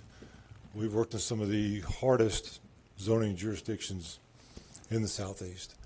And what Clarkston has is a very standardized form of zoning, which we see all of the time, and it really never had issue with. So this is not our first time or our first rodeo to go through this, and I feel like if we can look at this with open eyes and open ears, that we can see just how uncomplicated we really think this is. So here's the phase one, or I guess our master plan phase for south of Roland, which includes a gymnasium, and two, they're soccer fields. They're not regulation soccer fields. They're just outlined as really play fields for community play, like we talked about, as well as a playground, pavilion, park area. I really felt like the best way to address this was to go through the main questions we've had for the last really 12 months. And through answering those questions, hopefully shed some light on some of the issues. The first one is that we've heard that issuing a conditional use permit is in essence changing the current zoning, and nothing could be further than true. The conditional use permit is for compatible areas where the use doesn't expressly fit into the permitted uses. Now, Clarkston, as you're aware, has 9 zoning districts within the city. Within those zoning districts, religious assembly is permitted in only one. That is in the light industrial, which you see at the north of the map there. Okay. Outside of that, allowable conditional use permits is acceptable in every zoning, residence or commercial, in Clarkston, with the exception of the town center, which I think is a recently added zoning district. I've listed every possible conditional use permit that can be applied for in the city. Oddly enough, in light industrial, the only, other than the other 22 additional uses other than what we have there, the conditional uses you could apply for would be adult entertainment, which would be adult video, bookstores, gentleman's club, whatever that is, crematories, title-owned business, pawn shops. So the reason you don't rezone property is obvious, that if something happened and we rezone this property to light industrial, and 25 years from now, the church decided we're done, it's gone under, then now you're exposing your subdivision and your people to light industrial zonings, which I can assure you the 22 listed there, none of them would compare to a park or to a recreation center. I can assure you that. It's not intended to do that. So conditional use is meant for this purpose. That's why it's listed in every one of your zonings and allowable. The only other ones are a auto repair shop in NC2, and then at the bottom a bed and breakfast and a boarding house. Places of assembly, religious institutions are allowed in all zonings, and that is consistent with what we've seen throughout the southeastern United States. This is not something that's unique to Clarkston. The next question we see or heard is the size and type of development will negatively impact the surrounding area. Okay, I think it's important to understand what we're doing and what was there. The properties that the North American Mission Board owns and the facilities that are there represents 87,500 square feet of facilities. We have simply moved those uses into different places and added buildings and reduced sizes so that we've accomplished the same amount of use with a much smaller buildable footprint. We now are proposing 65,000 square feet of total buildable space, which is a 25% reduction of facilities. That is a big deal. The next question we've got is the use doesn't fit this location. We've gotten this a lot, and we just got it in the public comment, I think, a minute ago. Interestingly enough, the city of Clarkston has what we'll call 3 parks: Friendship Forest, 40 Oaks, and Milan Park, all of which are located in an NR1 zoning. There are 2 current gymnasiums or civic centers, and one that we modified, the Clarkston International Bible Church, all of which are adjacent to NR1 zones. So the moving of that gym across the street does not change what it's adjacent to. It's the same thing. It's all adjacent to NR1 zoning. So consistently, you as a city have not only allowed this, you've encouraged this. You've encouraged this through your ordinances. Section 508, future development area associated zoning, parks and open space to be in NR1. Excuse me. The next question we ever gotten or comment is this type of space development even needed? Well, all you have to do is go to your own 2040 plan, and you see the top 3 items that were developed through community input. The first 1 and 3 have been taken care of in the northern development. The southern development, we obviously hit the second one. We're adding 85,000 square foot of accessible green space, a park, open area, outdoor recreation space, indoor recreation space, which we just heard the value of that just 15 minutes ago, sidewalks and hardscaping. So the development, in essence, hits all 3 of the top 3 2040 Clarkston comprehensive plans. Can it still be used by the public? Laurel just spoke to this. This was a letter written by George McCullum on the 28th. I've underlined what really I think everyone wants to hear is NAM's intent has been and continues to be that the public can use the proposed recreational space. Terms of public use must be fashioned to address various legal considerations, most principally concerning liability exposure. NAM states without equivocation, that the public will be permitted to use the proposed recreation facility. Obvious, there will be rules in place for this recreation facility, like there are for every recreation facility. So outside of those, certainly the public is welcome to these facilities. I think the last one is, I feel like I know most of you guys because I've been up here so many times, but this was poured on here by a couple of folks the last year. We've been dishonest. Let's just say me. I've been dishonest and we've abused the process. Okay, nothing could be further from the truth. We started this in October 2017. We submitted 3 site master plans and reviewed those with the city. Those master plans are shown right there in option A, B, and C. Obviously, those 3 plans show much more development on south of Roland than we were planning to do. We received a response outlining the approved use via conditional use permitting, is what we're here to do today. On October 2017, the master plan was reviewed again with the city and was approved for conditional use of phase 1 by the city council with a 5-0 vote that obviously showed plans for the future. Obviously, we had to have a conditional use, but there's been no hiding since 2017 that we had a plan for this space. 2019, when we left, after we got the conditional use permit for phase 1, it was requested of us to have a community meeting to discuss, hey, before we start developing the south or giving plans in front of you guys, meet with the community and get their input. We did that on May 1st, 2019. In that community meeting, we provided 3 options for recreation and park space. None of those options, no option presented, included us not demolishing the 2 homes that were there. They have never been a part of our development plan, not from day one, they never have been. It did not work, and we're not part of what we're doing. The community input included eliminating off-street parking, minimizing parking via shared parking, screening for property west of development, and a desire for the facility exteriors to complement the area. If you remember, we did the same thing on the north side when we were asked to change the design of the buildings. We did that to fit more appropriately with the residential neighbors. 2 options from that were generated and submitted for conditional use. The first is the one that's in front of you now.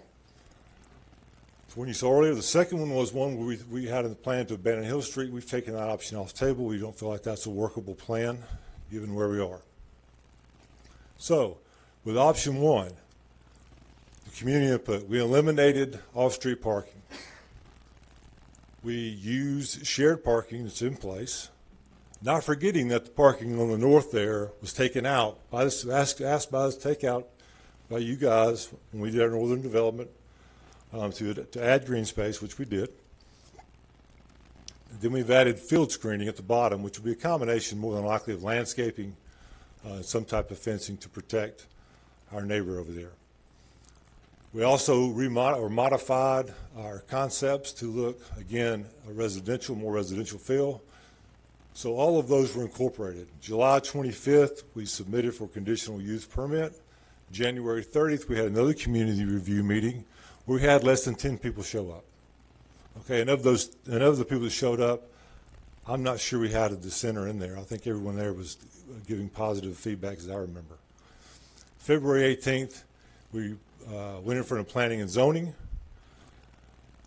With that, not only do I feel like we've met every requirement of the 4 outlined for conditional use, we've answered every question that's been brought up about why this development shouldn't work and why it does work. We've even, like again, heard testimony tonight of why this is important and needed. With that, I ask for questions, if that's appropriate, I guess, at this time. Yeah, any clarifying questions from the council? And we can go into the public. Where is Indian Creek on this map? Okay. So this is your official rendering that was sent in with the packet for approval? Correct. Do you own the 2 homes on the right side under that field? On the left side on Indian Creek? Which 2 homes you refer to? No, those are not. Renita's home and no. the insurance. They're not on the map. No, they're not shown there. You mean State Farm in Renita's home? Yeah, State Farm and the house just to the State north Farm of it. also in the corner there. And They've then, taken it out of this map. It's on the left side of that landscape buffer there beside the field. If they were there, would the field be on top of it? Or, I mean, is this drawing anticipating buying that? No. Those properties will remain. Okay. Yeah, they're in that green area. They're just not drawn on. Oh, good. If you have one, I already asked one. Yeah, can you go back and show the gym rendering?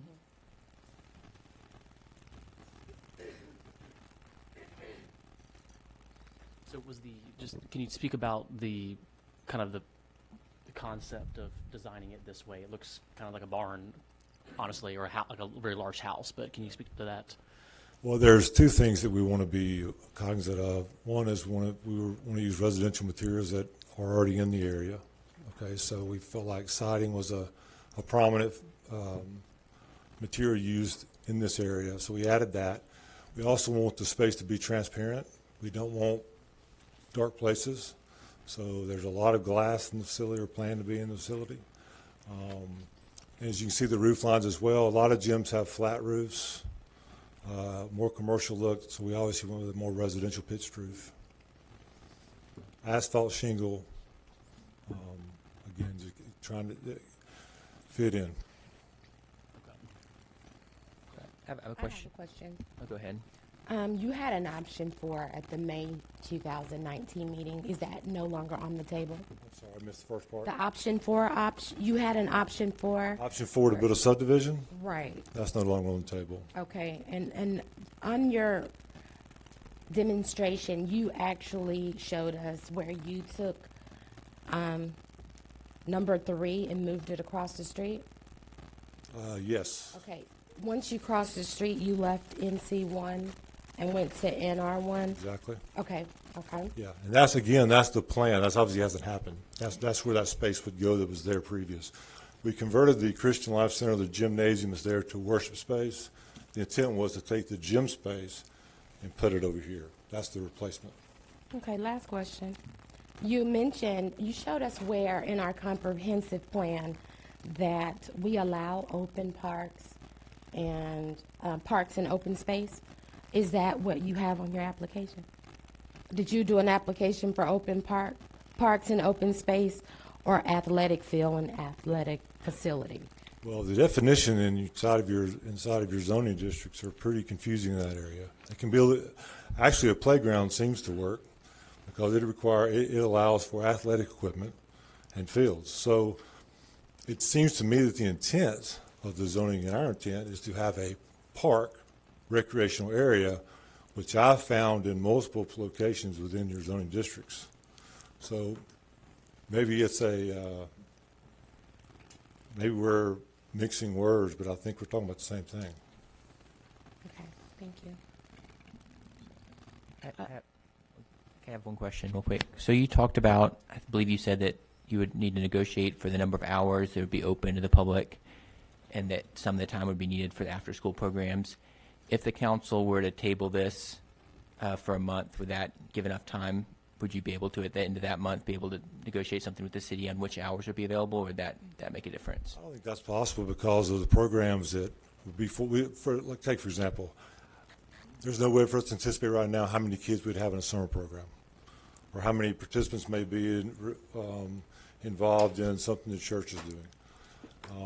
In that regard, it doesn't make any difference in any other space. I mean, if there are people practicing soccer or basketball or whatever else in any other facility, we heard this in our planning and zoning meeting, there's priorities. Certainly, the ministry has priority to the space. They own it. But it is open for public use. So I don't know that there could be a formal negotiation of you guys have this time or that time when there's no way for us to program the space till we have the programs in place, the kids in place. We've got a lot to do design-wise, obviously, as well. So I don't think that the tabling really does much in regards to that. The other question I had was on the map, the rendering. It looked like you had a row of trees down the middle of Hill Street. Yes. That came from your guys' city engineer, your Pond and Associates. We talked to them about the site plan, got their blessings as it relates to Roland. Obviously, there's a lot of work in Roland that would cross over. If you guys are ever able to move forward with that, it would allow us and your engineers to work on scopes of work.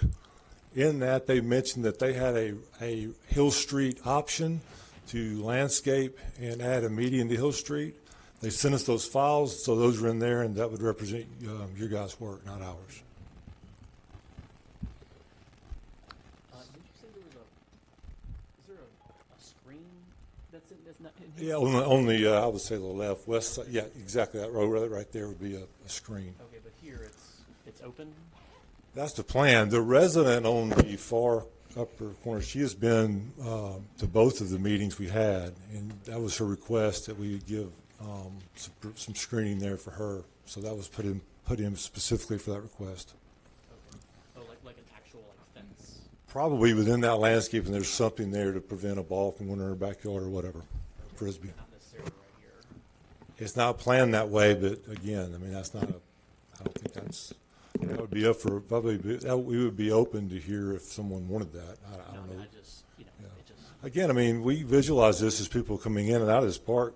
Frisbees, you see, we've showing accessory facilities of pavilions and closed spaces for people to picnic and sit. And, it's it's intended to have community use. Okay, so I have a question. So my question is for the proposed conditional use construction, what's the approximated square footage Of the full? The gymnasium, I think, is 8,000 square feet, and I would say those accessory buildings are probably 300 or 400 square feet each. They're pretty small. You mentioned briefly as you was giving us a diagram about parking spaces, and we've been advised how many parking spaces it would take per square footage, right? After 51 parking space. So can you advise how you would have enough parking for the full construction? So what we found to be the case is that when we provide adequate parking, we're asked to take it out. And so with the comments from the residents, we felt that it was important to minimize that footprint. We've got a plan that parks this as per your regulations at the bottom that will meet the codes required by Clarkston. I don't think that the residents would prefer that, but it's certainly buildable and we can do that. The other option was to offer more green space. That's the one we chose, but we can certainly produce parking. I would say this, it would be a little bit, it would be interesting in the fact that we remove parking from one side of our property, create green space, to add parking or take away green space from another side of our property. That seems kind of productive from our perspective. So I think if we talked about parking, the first place we'd want to talk about parking is where we took it away originally, which is in that red planned parking area up there. But what's shown below, even without the red, represents the required number of spaces for that facility.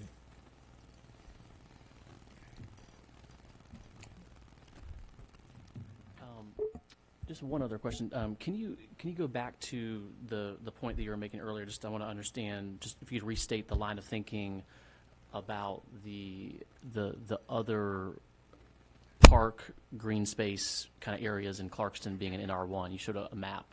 Could you restate that point again, please? Yeah, the point there is being that your current park systems you have are all zoned NR1. Your future development zoning districts for parks and open areas are called to be NR1. So what we're proposing is consistent with what you already have and what you're proposing for the future. Sorry, one more question. So you said you've done several of these other projects across the country. Do you have any idea what effect, like building a park in a residential area, has on property values or property values of the surrounding houses? Well, the reason that parks are typically zoned low residential is that's the most suitable place for them to go. If you think about it, that's where you want parks to go, is in low density residential. That's pretty much the standard throughout the Southeast. Your 2040 plan talks about having the ability to walk from sidewalks to different parks within certain amounts of minutes, so forth. Obviously, that has to occur within residential communities. So having parks within low density residential is not only, it's very commonplace and the most practical when you think about the uses of it. So I think that you guys are certainly in line with the rest of the country in regards to where your parks are designed to be. I have one question. I just want to clarify. You're not offering to donate a public park to the city, are you? No, we are not. Okay, because the example you used earlier about changing zoning to industrial, and then if you decided to leave, we're stuck with industrial. Right. But the same does apply to a conditional use, because a place of assembly can be a church, could be a mosque, could be a Rotary Club, could be a concert hall, could be a football stadium, could be lots of any place of assembly. I don't think it can be a football stadium. Well, any place of assembly is a football stadium is a place of assembly. So that travels with the land. And so any agreements we make with you would not necessarily apply to the next owner of the property, but the conditional use permit stays with the property. Although the conditional use permit can be conditioned to this site plan. So if any future owner wanted to deviate from this, then they would have to come back through the public hearing process to mayor and council. Yes, sir. Yeah, I just wanted to, what Ms. David just said is true if the city imposes a condition on the conditional zoning. And the way that occurs under our code is for those conditions to be, number one, in writing, number two, consented to by the applicant, number three, adopted by the city council upon the zoning decision. I think we heard from the applicant that they're not willing or ready to do that, so that's really not applicable. I'm sorry, I'm confused. I've just said that the conditional use permit could be conditioned on our proposed use, limiting it to the proposed use. But the question the councilwoman asked is whether the applicant wants to commit to a condition that this is for the public. And perhaps I misunderstood, but I thought that you were saying that somebody else could come along and put in a church or other places of assembly. I'm saying any place of assembly. It is a place of assembly, and to change the physical property, but conditions of the use on a conditional use, as the attorney just said, would be complicated to grant a conditional use with conditions on the use for the conditional use, and to expect that to carry through from owner to owner. No, it's actually quite common. I'm a zoning attorney. This is what I do all over in various jurisdictions. It's usually common for conditional uses or even rezonings to be conditioned on a site plan or specific uses. So it could be limited to playing fields, a playground, and a gym of a certain size. I think, as I said, NAM has made a firm commitment that the facilities would be open to the public. How and when and, all the details still need to be worked out, and we're happy to work those out with the city or whomever. But they would not be just, fee-paying people that have to pay in order to use the field. This is, again, firm commitment that they would be open to the public. And again, I totally agree that the conditions can run with the land, and they would if they're in writing, consented to by the applicant, and made a part of the action that's taken tonight. And, well, what's the legal standing of the city in case in the future they change their mind? So what happens to the conditional use? So if it's just a conditional use, it's setting aside potential written conditions. The conditional use itself is for recreation and assembly.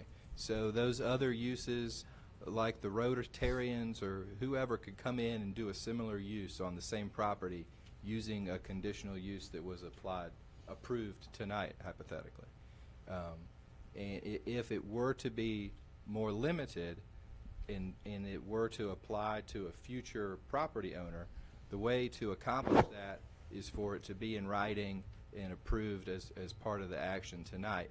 One other thing I'd like to say is that I personally do not view what I saw in the letter from NAM's attorney as a specific enough to definitely be enforceable. It looked to me like an agreement to agree that we would like to have the public there, but we're going to have to work some things out. That's not what I think of in terms of a written agreement by the applicant to be bound by conditions. Thank you.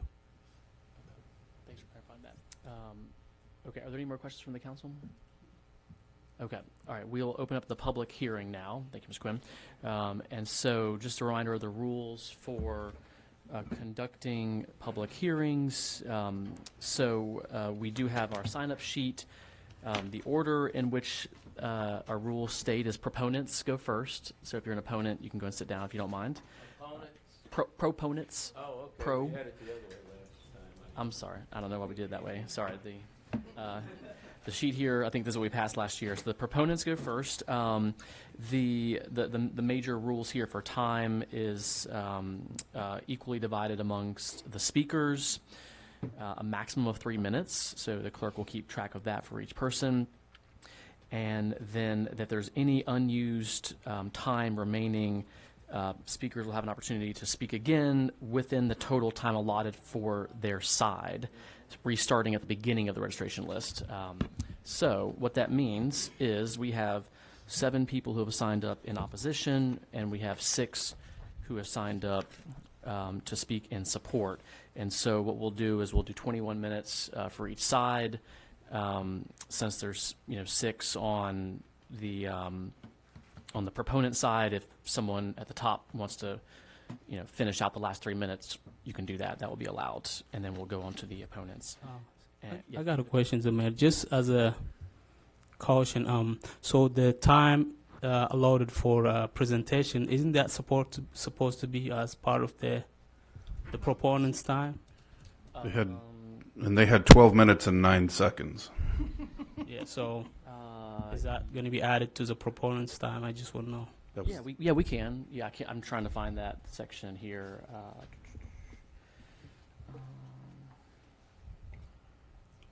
I mean, yeah, that's fine. I'm not seeing it here, but that's all right. So you said 12 minutes for the about 9 seconds. That's okay. what you said. Okay, cool. All right, so all right. So Just give everybody 30 minutes, and they would have 3 minutes for each of the 6 speakers for the Okay. opponents, and then a little bit longer for the opponents. okay, great. How many minutes we have? So we'll do the 30 9 minutes. seconds? And we'll start with our proponents here. 3 minutes, okay. And I'm just going to call you all in order because you signed up. So, again, 30 minutes. Ms. Ashby will keep track here. The first person is Trent Deloach.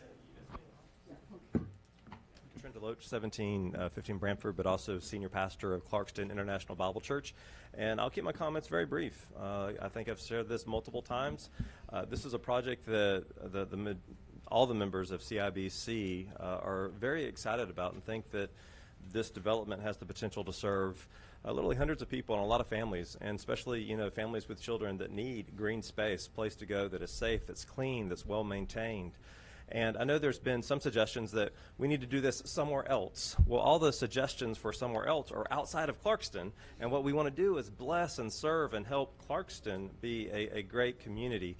And when you look within the city limits of Clarkston, there's actually very few options, where green space like this could be provided. And so, again, represent many people that would love to see the council support and allow this project to move forward. So thank you for your consideration. Amin Osman, 1003 Project Street. I'm here and I'm supporting. Oh, yeah, sorry. Sean Lindsay. Oh, Amin, I didn't have you on. I had you as in opposition. Oh, Do you no. want to be on the proponent side? No, I'm in with the church. I can't be no gonna. Your proponent side? No, I am with the Nam. Your support. Okay. All Yes. right, I'll move you over. Okay. Yes, over me.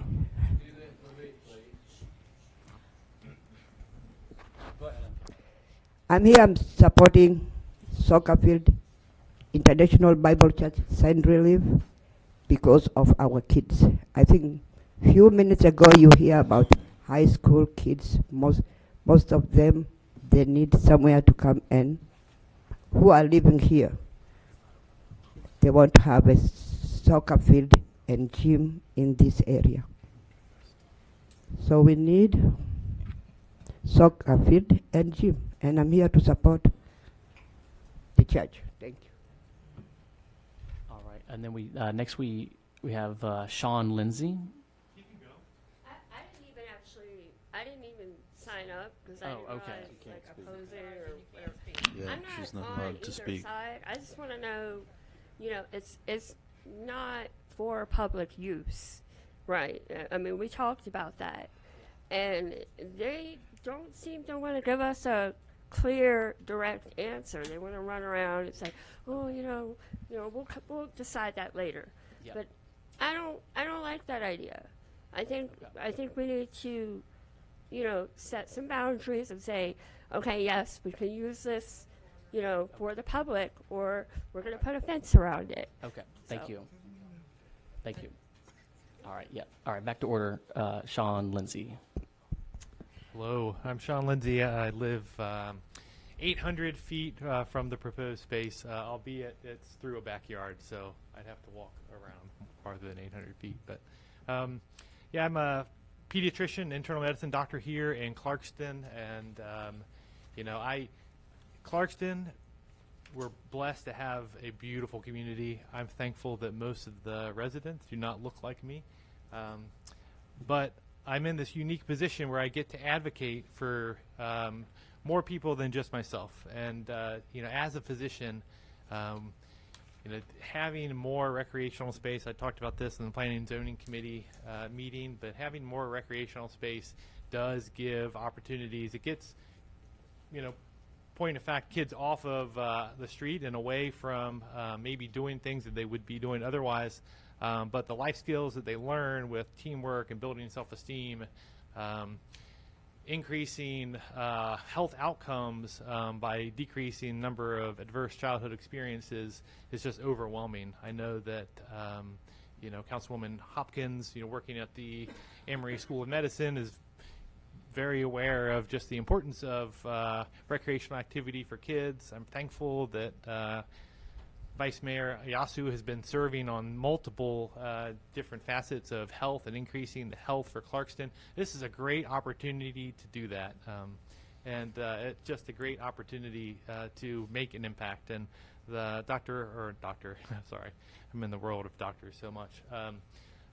Detective Ricketts, is doing this wonderful program, and so thankful for that. And I was reminded by former Councilwoman Ms. Burke that they get to do that at a private facility and a basketball court at First Baptist Church. And so this is just another opportunity to get kids even earlier. And the data shows that the earlier you start in getting kids into programming, involved in team sports, the lower the dropout rates are for high school, the lower the incidence of truancy there are. And just the increase of self-esteem, ability to communicate, conflict resolution, and overall health outcomes, again, with adverse childhood experiences affecting long-term health outcomes. So, I just implore you all to vote in favor of this conditional use permit. It's exciting that, you all have the power to do this. So much in our history has, with zoning and other things, has been such a detriment to the population. This is an opportunity, I think, to do something that really, really great for the long-term health of Clarkston. Thanks. All right, thank you, Sean. We have, is it Naomi, 782 Jolly Avenue? Is that? Oh, she actually had to leave. She did leave some comments with me to say. Go for it. What was your name? Actually, her husband's actually on the way. Is it all right if he speaks? Well, if he's not here, then. Okay, but for now, I'll just speak for myself, and maybe he'll show up in a minute. But I do live here in Clarkston. I've lived here since September 2018, and I've enjoyed living here. Go ahead and tell us your name, please. Oh, I'm sorry. My name is Kevin Humphreys. And next on the list, Kevin. Yeah. Okay, great. But yeah, to me, I think that these developments would be a good thing for the city of Clarkston. To me, they go hand in hand with a lot of the other developments that have been happening here. And I live right off Market Street, and I see a lot of youth walking home. And I know that there's a lot of youth here in Clarkston, and that are some things and some efforts being made to engage the youth. So I think that this is just another thing that's being done to engage the youth, and the more of that can happen will be better. We want to just see the youth become productive citizens, and maybe some of them will end up staying in Clarkston, starting businesses, becoming the future public servants, and et cetera. So I think it would be a great thing for the youth, in my opinion. Yeah, thank you. Thank you. All right, next is Ariel. Hello, how you guys doing? I'm Ariel Smith, and I am a fashion designer. I used to be a former high school teacher, and I also represented Clarkston in the Miss Georgia pageant, and will do so this year as well. And I used to live in Birch Run Apartments, and while I was in Birch Run Apartments, I really connected with the youth and children there, and also the children in other apartments around me. And a really big need for them is parks and spaces to play. There's extremely talented children and kids that are in this city, and they just need an opportunity and organization. And I think that this church will not only give them a place to play, but it'll also give organization spots for them to be organized and have these places. So I would just hope that you guys keep this in consideration. I know I've heard a lot of both sides, and I see both sides of the story, but we really should be looking for and speaking for the people who cannot be in this room, and that's the children. And there are no children in this room, so who is speaking for them? And I would love to speak for them because there's so many in this city, and I really would love to reach out to them a lot more, and I think this place would be a really great place for them to play. So thank you. Thank you. Joshua Deaton? Yes, sir. Thanks all for your time. It's encouraging to hear all this public comment, and it was helpful for me to hear the gentleman kind of go through that presentation again. It seemed like he did an excellent logical job of really walking through all the points that had been discussed previously as measures against it, and they all really make sense to me. I was a little worried beforehand that our city manager, we weren't necessarily getting all of the information, so that was great to see it all right there. And when I think through, I've gone to several meetings about this now, it seems that across the board we agree that Clarkston wants more green space, that we want recreational space, and that kind of the method, that vision is what we're all going for. And that here maybe the hiccup is that it's a religious organization or technicalities of a conditional use permit. One of those technicalities we've been talking about tonight was whether or not it's open to public use. So I work with youth programming all across the metro area and collaborate a lot with other people who do youth programming. And it is 100% of the time we're working in facilities where in certain times of the day you're not going to allow the public. It doesn't matter if it's a private facility or a public facility. You set up rules so that you keep kids safe. And so I don't think that that's a real challenge here. Obviously, these kids programs especially change all the time. They even change week to week, right? It's rainy today. We're going to do something different. That's a very flexible thing that is very common. Like we work on tracks where a high school uses a couple lanes of the track and then the public uses the outside lanes on the track. It's very easy to sort those things out, so I don't think we have to worry about that. We've also talked so much about children, but this is enormous for adult health as well. I appreciate the doctor speaking before, alluding to so many studies that we know the impact of just having these spaces close to you. I think that's helpful to consider for adult health as well. I guess I'm running out of time, but mostly I just want to encourage you to continue being open-minded, to really think critically and logically and be solutions-oriented and not just pointing out problems or pointing out disagreements, but really let's think of a solution here, because it seems like this, the general idea is something that we're all going for. Thank you. All right, thank you.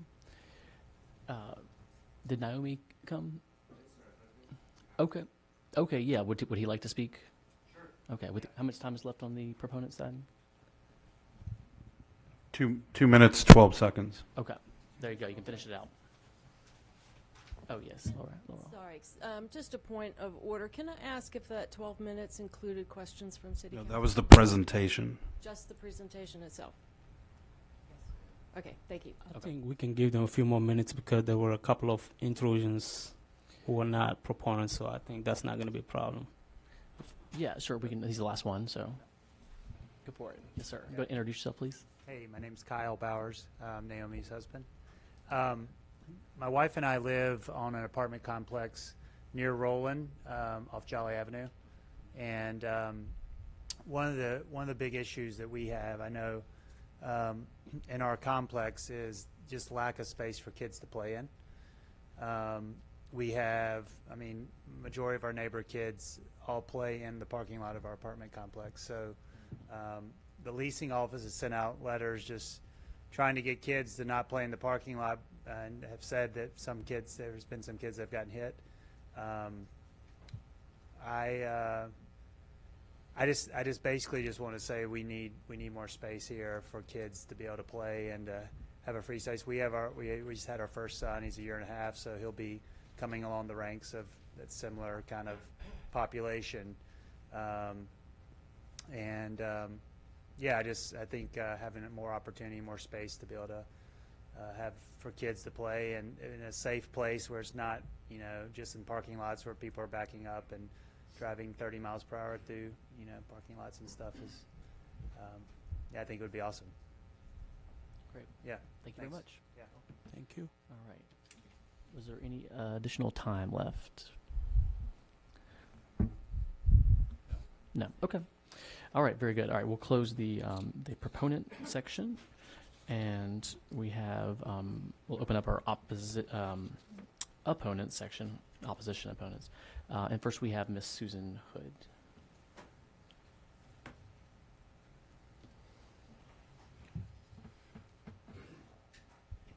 Susan Hood, Clydale Drive. To avoid confusion, it's important to focus on the issue under consideration tonight. To start, the question is not whether the applicant should or should not be permitted to build what they have proposed, nor is it whether the applicant should or should not be permitted to develop property they own. Those are different matters. The question before council is whether the proposed use at this particular site meets the requirements of the city's zoning code. Professional staff has evaluated the applicant's request for the conditional use permit based on the criteria set out in our zoning code. Staff followed procedures and delivered a professional evaluation.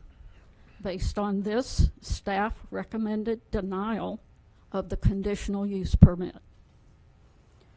Likewise, the Planning and Zoning Board, after hearing from those in support and those in opposition, concurred with professional staff and also recommended denial.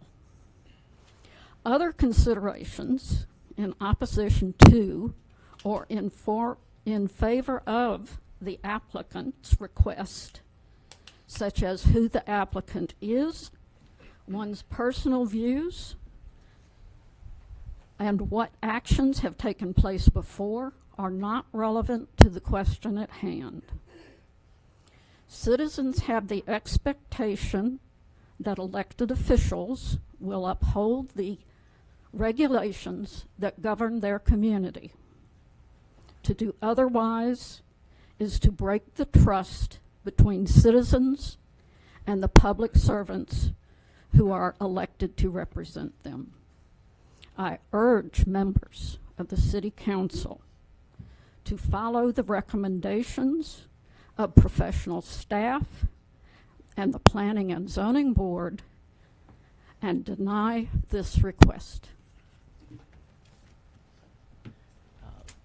John Beck. Good evening, John Beck, Orchard Street. I've got great news for you guys. This could not be easier. This may be the easiest decision you have to make all year. It is spelled out in Clarkston law very specifically what you should consider when you consider giving a cup. And if I understand from what the city attorney told us, correct me if I'm wrong, but you don't have to find all of them. You don't have to check them off. In fact, if I understood what he was saying, you don't even have to find the entire thing accurate, just a part of it. And the burden seems to be, again, correct me if I'm wrong, that it's a preponderance of the evidence, not a huge amount. All you can do is tip the scales a little bit. So I'm going to focus on two of those points, because those are the most important to me, really, is the fact that how in the world can anyone think that this would not decrease the property values of the people who live there? How can you not think that it would degrade the value and the ability of them to enjoy their property? Okay? You're dealing with people's homes. They've been in for decades, in some cases. You're dealing with one of the oldest sections of Clarkston, the residential-wise. This is the important thing that you have to understand here, in my opinion. This is not an appropriate use. Our fine staff on the city says it's not. Our planning and zoning committee says it's not. And according to all of the other little criteria, finding one that fits, this cannot possibly be a good fit or a proper fit or to the benefit of the future of Clarkston. This is not some. I detest the term park. This is not a park. This is a private gymnasium and soccer field. This is not someone you take a loved one for a picnic or take the kids out for a picnic. This is not a park. It is also not a green space. They are cutting down practically every tree in this proposal on that land, cutting down every old growth tree there, which is a green space, and building 2 soccer fields and a gymnasium and calling it a green space. Maybe we just have different opinions of what a green space is. With me, it's trees and, wildlife and things. I think that's pretty much it. I'm really looking forward to some discussions with some of you after with this about this, because I really don't understand how trying to play make something. It doesn't matter if they're going to give us, the park. What was that? I'm sorry. 37. It doesn't matter if they could give us the park free and pay us to do it. It doesn't matter. It's not germane to this discussion. This is not an appropriate use for this land. Thank you. Thank you. All right. Jim Helms. Hi, my name is Jim Helms, 3737 Market Street. Back in 1977, my wife and I decided to ride through central DeKalb County looking for our first home. I decided to take her through Clarkston because I'm a Clarkston High School graduate and I know a lot about Clarkston. And so we were driving through down Market Street, the main part of behind the City Hall, and all of a sudden she says, "That's it." And I said, "What's it?" And she said, "That yellow house right there on the corner of Market and Roger Street. That's the one." So we purchased that. And so why did we decide for that to be our first home? Well, we saw the potential that the house had and the potential the property had. But we also enjoyed the location of the property, right there in smack dab in the middle of a residential area. That attracted us. And I'll say after 43 and a half years, our house is still yellow. Okay. Now, about a year and a half ago, I came before this body about concerns on the initial development. And my concerns were not against the development, but the encroachment onto the residential area. I mentioned that I see eventual erosion of the old part of Clarkston, the residential area of Clarkston. I see that today. Okay. I also raised a concern about the traffic on Roger Street. Roger Street is a small residential street. The traffic has increased dramatically over the years, but when I look at their diagrams, their major ingress and egress for that entire parking lot is onto Roger Street. Maybe that's somewhat because of the reconfiguration of Rowland Street. I don't know. Okay, but that's just going to add additional problems on Roger Street. As a longtime resident of Clarkston, as a homeowner in the immediate area, I ask that you please leave that area residential and deny this cup. Thank you. All right. Oh, yeah, that's all right. We don't need to clap. John Cargyle. Not John Wagner. Coming right up. You hear me? Not John Wagner. Right. Correct. Thank you. Thank you for remembering that. John Cargill, 975 Rogers Street, directly across this proposed, this application, property in question. Abuse of the process. Dishonest. Why would a mild-mannered person like me say such inflammatory words? This project got my attention from the very beginning, as I've stated previously, because it started out with a gym right across the street from where I live.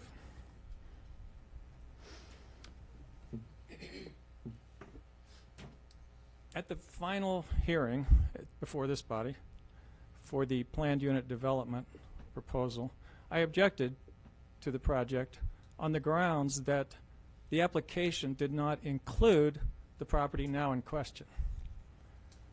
At the time, we were told by the applicants, we have no plans for that property.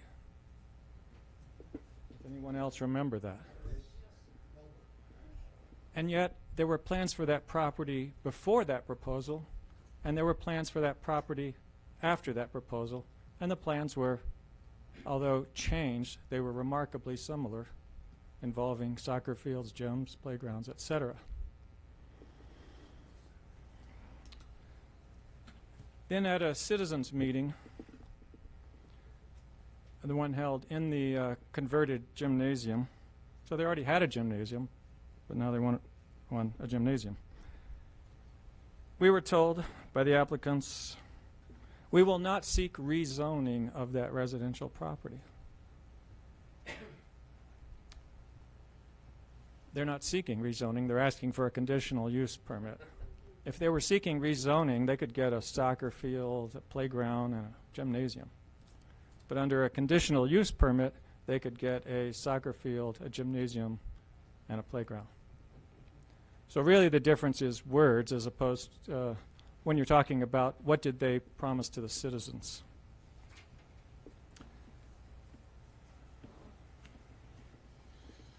And there are just little touches, things like in their proposal, the diagram, there's two houses missing, the houses that are existing, as was mentioned, Renita's house on North Indian Creek and the State Farm.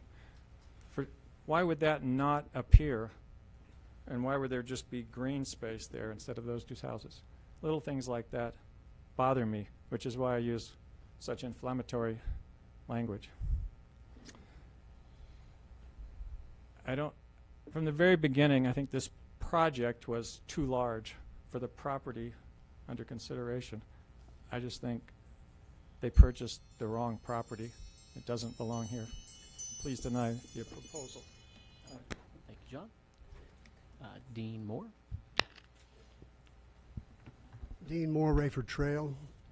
And somebody pointed out that you have the power to approve this. You also have the power to deny it without fear of reprisal or harm. And I encourage you to deny this request. People make good points about the apartment complexes. The problems with apartment complexes require serious planning. This not park property is not going to solve any of those problems. The way that a city conducts itself is to plan for the future. And you are part of that planning. You should be planning to work with the people of the city. When they cleverly point out the parks around the city, they don't tell you when those parks were first designated as parks. They didn't just come along and say, let's tear down all these houses and make some parks so the kids can go swimming. They didn't come along and say, let's tear down all these houses so the kids can play football. Those parks have been in existence for a very long time. And part of the planning that the city has in setting up this conditional use permit in those residential areas was just to accommodate when you make a new subdivision that you can include a school or a place for meeting in a activity field. And those are going to become part of the community as a public place, as we have with the community center now, which was originally a high school. I think the first class graduated in 27. That was 1927, the last one. And the Milam Park, that's been there for a number of years, like I say, and the community grew around it, or was part of the original plan with the community. Some of these issues that are left in the zoning, as the attorney over here knows, are holdovers from old issues and old zoning strategies. Like I say, a conditional use permit was for a new subdivision to be able to create spaces for that community to come together, no matter what your religion, stratosphere, stratification of your income. Everybody that lives in that area gets to use that space. This is not that. This should be denied. It's not going to solve the problems of the apartments. I'm repeating myself just so you hear what this is not doing. I think that it would be better for them to go out to the apartment complexes, talk to the owners about developing an activity field, go to English Oaks, see what they did over there. They've got a nice little soccer area that's active all the time for that community. And that's what we need to do, is plan for the individual communities to be close to home, to have places like that to conduct their play and their exercise. Thank you. Thank you. Warren Hadlock.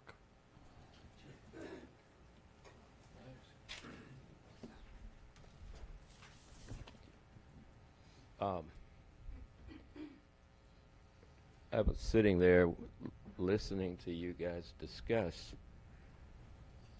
all of these ins and outs of how the city might be accommodated to there for just any kids to be able to use this place at different times and whatnot. Has nothing to do with what's at stake. Susan Hood stated it very succinctly, very precisely. It's all about whether or not they meet the criteria for what they're asking for, what the applicant is asking for, and they don't meet any of it. And so, you know, when I'm sitting out there and I'm hearing all of these weird things being said about how my city puts parks in the middle of residential area. We didn't do. I mean, Friendship Forest was Friendship Park. It belonged to the county before they ever gave it to us, and it happened to be on the outer reaches of the city. Milam Park is on the outer reaches of the city. Armistead Field. Speaking of which, okay, let's talk a little bit, you know, about what we have. We have Friendship Forest, 20-acre nature sanctuary. We have Milam Park. We have Armistead Field. We have a recreation field at the community center, the Clarkston Community Center. We have tennis courts. We have a swimming pool. We have a baseball field at Milam Park. We have a trail that runs from probably beyond Avondale, the entire length of the city of Clarkston, and all the way out to Stone Mountain and maybe beyond Stone Mountain. We don't have a shortage of recreational facilities. And once again, this is not a city recreational facility. You're being asked to do something to benefit an applicant for their own purposes. What is not helpful to the city. It would be to the detriment of that neighborhood. And that's what this is all about. Compared to what they have now, people do not want to go outside their front door in the morning and look at a gym or a soccer field across the street from them. We need to put our feet down, let our ordinance work, and don't make exceptions that are going to come back to haunt us later. We need to protect our established, historic neighborhoods, and I hope you will vote to turn this down. Thank you. All right, thank you. Was there any time left on the opponent's side? 7 minutes. 7 minutes. 7 minutes. Okay. So we could we just to go back to the rules. So if Ms. Hood would like to say any more, is she not here? Okay, she left. John Beck. I always wanted to say that I completely agree that kids need exercise and need everything like that. But what I don't hear is the doctors who are up here saying, well, what we really need to do is teach kids how to eat right, how not to drink 5 sodas a day, how to drink water instead of a gallon of apple juice, or how to, you know, teaching their parents how to feed them proper meals. That would go a far, far, far distance more with diabetes and heart disease and obesity in children than, you know, giving them a place to play when you can go in your yard and play if you're wanting exercise. I'm not saying there shouldn't be public facilities, because I absolutely believe there should. This is not a public facility. It is not an appropriate use for this piece of real estate. Thank you. Okay.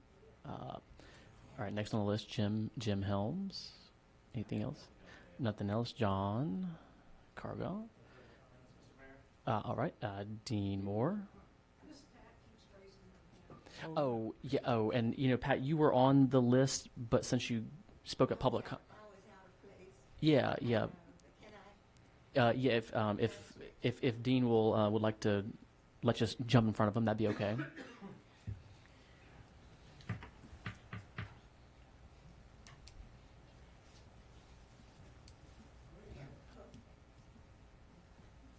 I'm sorry, I was out of turn before. What I was trying to say is in that 13 years of Upward basketball with Woodstock's help and Upward, they supplied all the things. We didn't have to do anything. There were no long-term mentoring done. Scott Kelly did that, and I know that's hard, and not many people have that time. But and I didn't understand that it was not going to be available for city unless there's functions of the church going on that property. But my main thing is the people that own those houses. Houses are precious. Owning your land is precious. And what I had asked David when we had a meeting down at Refuge Coffee, I said, put missionaries in those two beautiful houses. Make community gardens and invite people in where they have no place for a garden. Get to know their family. Get to know their children. This is what makes long-term relationships. The sports, yes, keeps them off the street for that time. But who's going to mentor them once they leave the gym, once they leave the soccer field? We have a young lady comes from McKendree in Lawrenceville. She came as a 16-year-old. And after that, she's our program director for youth now. But after that, she came every week to mentor her girls. If they're not willing to do that, if the coaches are not willing to do that, if the people of the church are not willing to do that, they're wasting their time and their money. How we doing on time? 4 minutes. Okay. 4 minutes. 3 minutes for you, per person. Dean Moore, again, Rayford Trail. This is the first step of the erosion of the neighborhoods. I hope that you understand that, because this sets a precedent that anybody with enough money can come along and buy any number of houses in the community and tear them down and hold the land hostage until you give them whatever they want. This should not fly. This is where you need to stand and make this the point where they cannot cross the street. There's no crosswalk. There's no crossing guard. They have to stay on their side of the street. Thanks. All right, and the last on the going back to the list again is Mr. Warren Hadlock. If he'd like to say anything else, there's a few minutes. You have if you'd like to say something else, there's a few minutes left. Okay. All right. Very good. All right. Well, everyone's spoken, so we'll close the public hearing. Thank you all very much for those comments. Were there any other questions for our planning director or city attorney from the council? Did you want to add something? I did want to make a point of clarification. I think some of the residents did say that the property was going to be an extension of the planned unit development. Actually, it was not included because, again, those are two different zoning districts. Planned unit development is located in the neighborhood commercial, and this proposed conditional use is in neighborhood residential. Councilwoman Bell did ask for a combination of what the square footage would be for options. We have two options. Option one is 31,600, and option two is 31,900 with the combined spaces as far as the square footage is concerned. In the NR1 district as well, the maximum building coverage is 50%. The buildings, as the applicant did show during their presentations, was, again, buildings 1 and 3 were in the NC1 zoning district. 2 was the legal non-conforming use for the parking lot. That parking lot was actually used in the plan unit development as the calculations for the parking to satisfy the parking requirements for the NC1 neighborhood district plan unit development. And just one more note, reduced parking is actually prohibited in the NR1 zoning district. Okay. Thank you. Okay. Were there any other questions? I just have one question, 2 answers, I guess. So can you just describe for everyone, for both of y'all actually, so if in this such scenario, if a conditional use permit is approved, what would be the next steps? And then if it's denied, what would be sort of the next steps in terms of timelines or appeals or things? Maybe we'll just start with Mr. Quinn first with if you can answer but one or both. I'll give my brief answer on the first one. I think Schwanner probably knows more details. If it's approved, then there would be not a new zoning category, but new zoning specifics for this property. And then at the applicant's own pace, they could come in and make specific development proposals with plans and et cetera that would be measured against the zoning that's applicable. Okay. If the application for conditional use is denied, then it would remain zoned neighborhood residential 1. The property owner could do anything that's allowed in that district with the property, but not a place of assembly. And another thing that the council might be interested in is that we have a 12-month rule that says when an application is denied, you can't apply again for the same property for 12 months. But that 12-month period is triggered to the application date, which in this case was back in July of last year, as this application has been deferred many times at the applicant's request. So that would amount to about a 6-month period before there could be another zoning application for the same property. Okay. And then Ms. Cow, was there anything else? I mean, okay. The application was received in July of 2019. Okay. I got a question to our city attorney. So if the deferment was at the request of the applying party, does the 6 months still apply? Because it was their own request to extend it. So why should it be 6 months instead of 12 months? I think that you make a good policy point there, and but the reason I gave the answer I did is just because that's what is currently written in the zoning code. It doesn't address deferrals. It just says from the date of application. So I think that you make a good point, and that's something the council might consider amending. Yes. Okay. Thank you. I have a question for the people from North American Mission Board. I keep hearing talking about green space and parks and how that adds to the value of the property. I live about 3 doors away from Milam Park, where they have a soccer field as well, and I enjoy that green space because I'm able to walk down there at any time. There's no fences or anything. Right now, that's not what they have. People in that neighborhood immediately opposite would walk out their front door, see a 130-year-old folk Victorian homestead, which was resided in by a prominent Clarkston doctor and his family until you purchased it.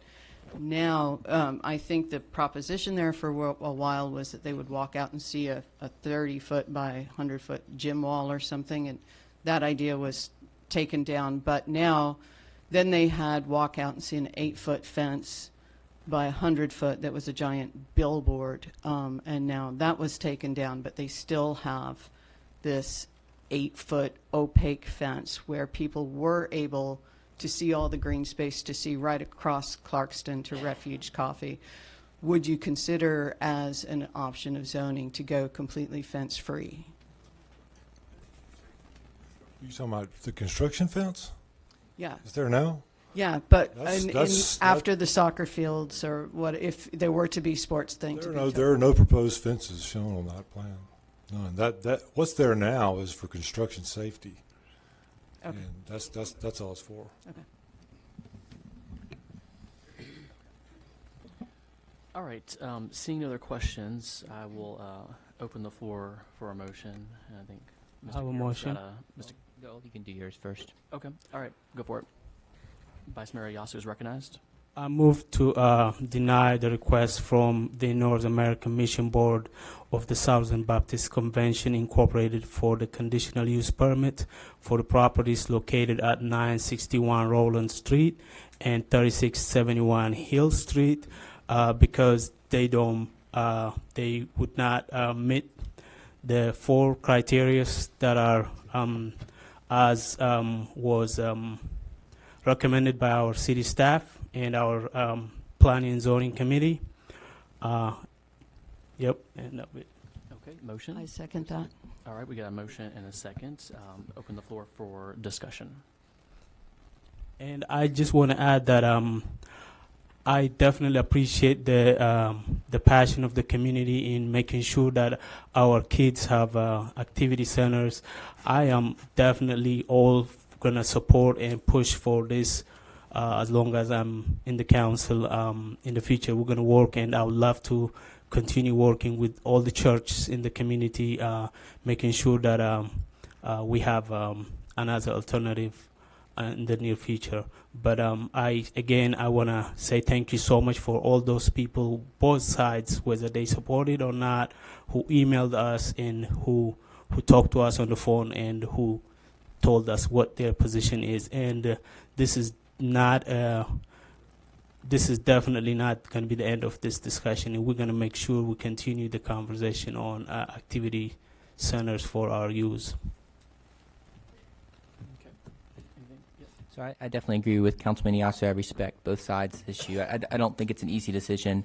I also live very close to this proposed CUP. I live about 900 feet away on Market Street, and so I think I probably live closer than anyone in the council.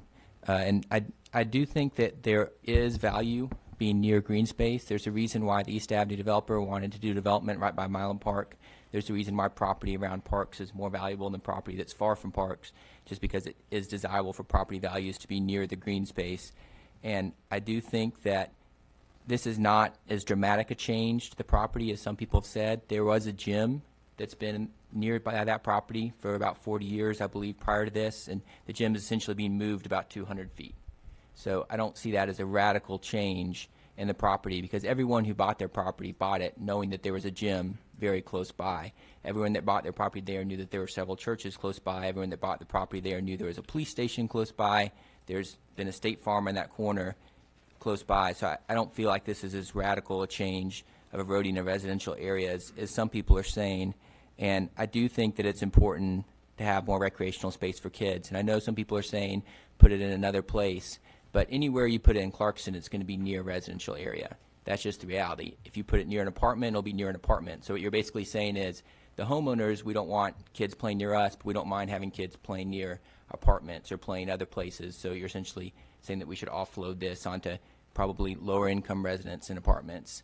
So I don't think that that's necessarily an appropriate decision to make. I do understand there is some impact when it comes to traffic. I do think we would need to look at traffic calming measures, speed tables possibly on Rogers Street as well if this were to be approved.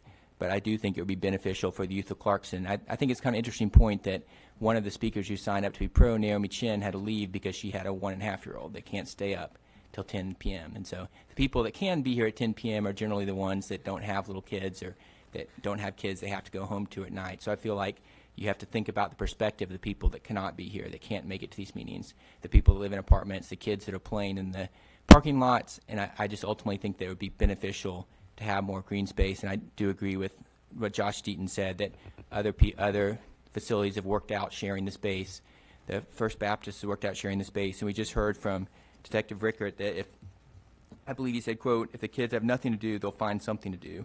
So I think that most of the people that do work with kids recognize that it's valuable to have these spaces. And I agree with what Ms. Maddox said about how mentorship is important for kids. I believe that can be facilitated with athletics and with sports fields. I've volunteered with youth in Clarkston for the last decade. I know there is a demand for this, and I believe you can combine mentorship and sports fields together. So I do think this is important for youth of Clarkston. I know this is not a popular stance I'm taking necessarily. I know there are a lot of people here that are probably going to vote against me for it, but I do think this is what's right. So I do oppose the motion. Okay. Any other discussion? All right. Just a couple of things to say. I think I do appreciate both Vice Mayor Yasu and Councilman Carroll's points. I think they're very valid and should be taken into high consideration. I felt that we were going into this council meeting with potentially a tie vote, and I believe that the nature of the last couple of years of not just this property, but the properties across the street in Roland have clearly divided Clarkston. Clearly, we have had many public meetings where I think in some cases neighbors have been very forceful in their disagreements. We've had lots of next door conversations, and I do want to I want to appreciate Mr. Bill Murray, because I do appreciate folks who come to public comment and just let you know that we do listen to you. Mr. Bill Murray, I think, made a really important point about we all live together. We all, walk. We literally live near each other. Everywhere in Clarkston is like literally a 10 to 15-minute walk. We are all neighbors. Sometimes it is difficult to think of it that way, but when you talk to bigger cities, they have their own little neighborhoods. But Clarkston, the city of Clarkston, is basically a neighborhood in so many ways. And I think that the concern with parts of the plan, I think that we've addressed the issues of whether the neighbors feel that there will be diminishment of their property values, or that it will change the character of their areas, and those are important concerns to be taken into account. Also, as was mentioned, it is clear that the way that Clarkston has developed over the last 40 years has really been, quite disorderly. And if you want to take the same kind of view of, quote unquote, destroying a neighborhood or saving a neighborhood, well, every neighborhood in Clarkston has been, quote unquote, destroyed in this way. If we have apartment complexes and we have other developments that have come in over the years, massively increasing density in Clarkston without any plan to address how the city would provide green space, parks and rec opportunities for that growing population. We're known as one of the most population-dense cities in Georgia. I think Richmond Hill is the first, and that's because they've got a military base on it. But approximately 13,000 people in 1.4 square miles, almost 30,000 in the zip code. And it is clear that the city, just over the last 40 years, has failed to keep up with that demand of almost 3,000 under 18-year-olds today sharing a community center and not really an activity field anymore.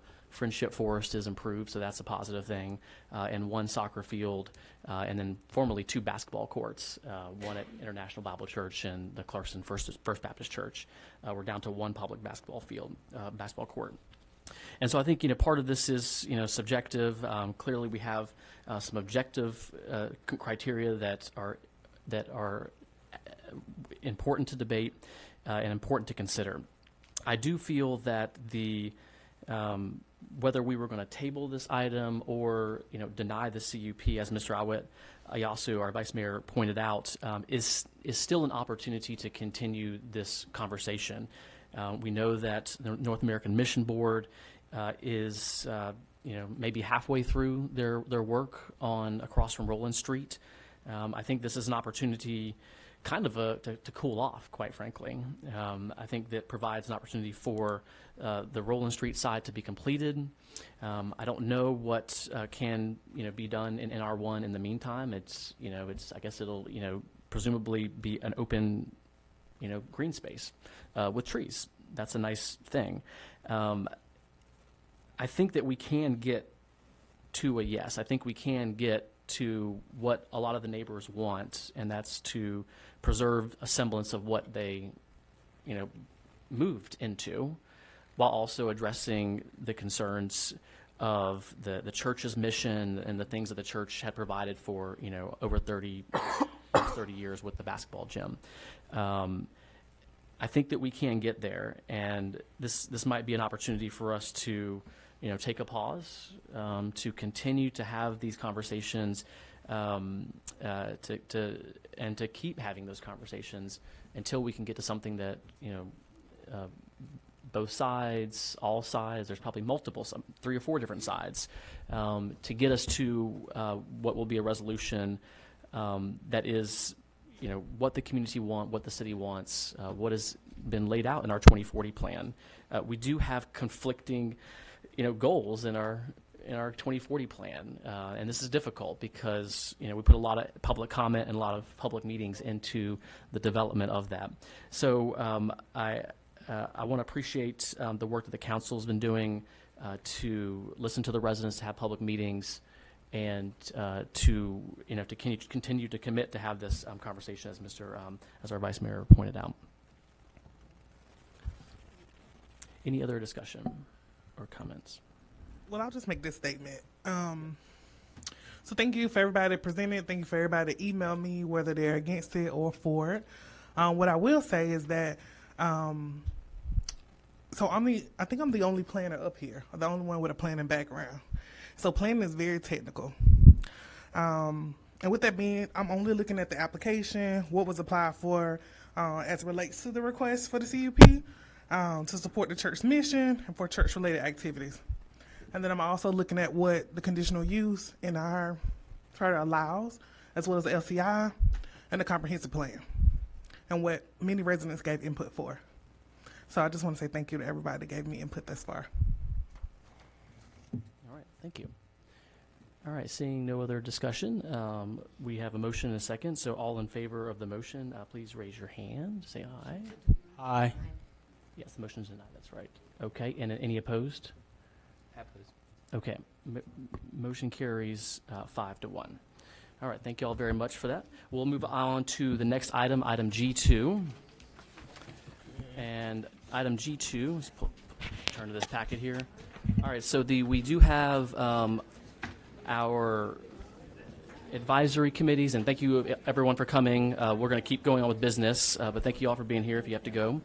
All right, so just real quickly, do we, I think there were some emails the last couple of days, but do we have our chairs? Ms. Hopkins, did you pick yours? Well, I wanted to do the housing and infrastructure. I was hoping to chair that one. Okay, Jamie's the chair. Do you want to? I would like to, if we want to do co-chairs, we can do that. I thought you also want to chair the equity and the equity one as well. Inclusion, if we are going to form that, yeah. Yeah, I'm okay with forming that. Okay. Usually council members chair each one, but I'm fine with having you also co-chair housing if you want to, so we could both call meetings that way. Okay, and then was that an additional committee, or are we renaming budget and finance? I can't remember. We might have to really either incorporate, we can say finance, and we can incorporate it to the equity. Yeah, I mean, you can do multiple things, so that's fine. Yeah, because budget and finance Why would we? not active, so we have to put it with some. Probably that sounds good. And you're leaving, so. Well, this is equity, not equity like cash equity. It's equity it's not inclusion cash. like It's a policy, though. It's still equity inclusion diversity management. I know. I think the issue is that the goal was to have 6 committees because 6 councils. So it's kind of like an even number. Yeah. So just like we have public safety and legal and they're different things. Okay. So why don't we we'll just rename it the Equity and Inclusion Committee, Equity, Inclusion, Diversity, So we're Also dealing in budget and also finance? finance, you know. That's it. Yeah, and whatever else. okay. And so, Hassan, would we you're do that? you're the current chair of budget and finance. Do you want to? Are you okay with Laura stepping in to chair that? Yeah, if you can do that. Okay. It's just fine. I know. Either we have to combine one or delete one. So if we have to, or we want. Delete the finance because we're all finance basically. That's We our really job are all is finance. to approve the budget. Yeah, and- just delete it. Okay. All right. Unless you want it. No, that's we're the finance committee. Yeah, we The are the council's the finance finance. All right. So let's just make it the equity, diversity, and inclusion committee, and then so Ms. Hopkins will be the chair. Ahmed, do you also want to stay on that committee? Yeah. Okay. All right. Got Ahmed there. All right. And then so we still have vacancies in public safety, transportation, and then marketing. I want to co-chair public safety Co-chair public safety. and stay on environment committee as chair. Okay. All right. I want to get on housing and infrastructure, and I'll chair public safety. There's nothing else. Okay. Okay. And then so we have all right. So and then we have a vacancy on marketing and civic innovation committee. Who wants to do that? I think I'm already on there as the co-chair. Ahmed, you don't have a committee yet as chair. You want to chair that one? Marketing. So I want to keep my community development, if that's okay with everybody. Okay. Okay. Yep, you're still there. Thanks. But if you want to co-chair with me, I would. And then you're still in housing and infrastructure. Is that good? Yeah, I was going to stay with the co-chair with law and housing infrastructure and stay in public safety and legal. I'll take community development. Okay, Deborah. Okay, and then so we'll make. Are you good with doing, or Ahmed, are you doing with marketing and civic innovation? Yeah. Okay. All right. Who else here? Awed, do you have a second committee? You're doing public safety, right? Yep. Who's on transportation and environment now? Okay, we have. So we only have Awed. I would like to be a member on that one as well. Yeah. That would be a third one for me, but as Oh, that's. I mean. associate member, Yeah. junior member. Yeah, and then real honestly, like for these committees, I mean, council members are welcome to attend, just to participate in the conversation. Absolutely. So, okay, so Laura to environment, okay, and any others? So I'm going to read this back. So I've got Deborah as chair, public safety and legal, with Awet and Jamie. Housing and infrastructure, I got Jamie. And Deborah, right? And you can add me to that as well. I think I was on that one. Or did you want? I wanted that one. Okay, there go you 3. Okay, and then community development is YT, and then I wrote Deborah down 3 times. Is that okay? Okay. 4 times? I could actually also serve on community development as well. Community development, all right. Mayor, we just have to be careful that if we have 4, then we have Quorum. to reach a quorum and we have to advertise. And Oh, that's I right. mean, yes, then so it I don't takes have it into a 4 yet. different level. No. We don't have We're 4 on limited them to yet. 3 on our level. All right, so we got YT, Deborah, and Awet for community development. The new equity, diversity, and inclusion is Laura and Ahmed. And YT. And YT. All right, transportation environment is Awet and Laura. Okay. And then we got resident members as well, so we're good there. And then marketing and civic innovation is Ahmed and YT. Okay. All right. Did y'all get that? I wrote it down here, but is Ms. Ashby? Housing and infrastructure. Yeah, housing infrastructure. It's Jamie, Deborah, and YT. Did you want to be on that one too? You have to swap with someone because it's already 3 people. What do you have me down for? I have you down for equity, inclusion, transportation, environment, and that was it. I think she asked for housing, right? Housing and infrastructure, yeah. I was going to co-chair with Jamie. Okay. The office too many people. You want to take off housing and infrastructure? Yeah, how many people on there now? It's Jamie and Deborah. And Laura. And Laura. He keeps And Laura. me off of that. Sorry. And Laura. Sorry. Okay. So that's 3. There go your 3. Okay, good. All right, very good. Well, I think we've got that. I can't remember, Mr. Quinn, if we're if we actually need to make do a resolution for this specifically, outlining that. You did to create them. There is a resolution to create them, to create these committees, and it talks about the procedures that they follow, and it also specifically identified the committees that were created at that time. So my recommendation would be to, I mean, it's really a separate agenda item to create a new committee. So I would probably follow up with that. I guess you could amend the agenda tonight to take that up if there's any urgency. If it's not planned to meet in the next month, I think it would be better to just put that on the next agenda. Okay. Yes. Okay. But we could do the old ones on this tonight. Sure, yeah. The appointments don't require a written resolution. I mean, you know, these committees are for the council to work. It's somewhat informal, but since we do have a resolution, I think we should follow it. And so, yes, the appointments can just be by a vote. The clerk takes them down, and then there we are. And for adding the new one, we can just amend that resolution next month. Okay. All right. Who wants to make the motion? And the appointments, are we going to make Good, yeah. each motion for each committee, or it's going to be just one motion and that will? Right, so, I mean, parliamentary-wise, they would be separate motions unless you all unanimously agree, and then you can just consent them all together and do it at once. I would say we consent them. I don't know unless there is any objection. Committee assignments we've talked about so far? Okay. I move that we amend the resolution concerning appointments of standing advisory committees to place the following council members on the following committees. Public Safety and Legal Committee, co-chaired by Awet Yasu and Deborah Johnson, with myself as a member. Housing Infrastructure, co-chaired by myself and Laura Hopkins, with Deborah Johnson as a member. Community Development, with YT Bell as chair and Deborah Johnson and Awet Yasu as members. Transportation Environment Committee, Awet Yasu remains as a chair, Laura Hopkins is a member. And then Marketing, Civic Innovation would be chaired by Ahmed Hassan, and YT Bell will be a member. And the Equity and Diversity is being left off to be created possibly at a future meeting.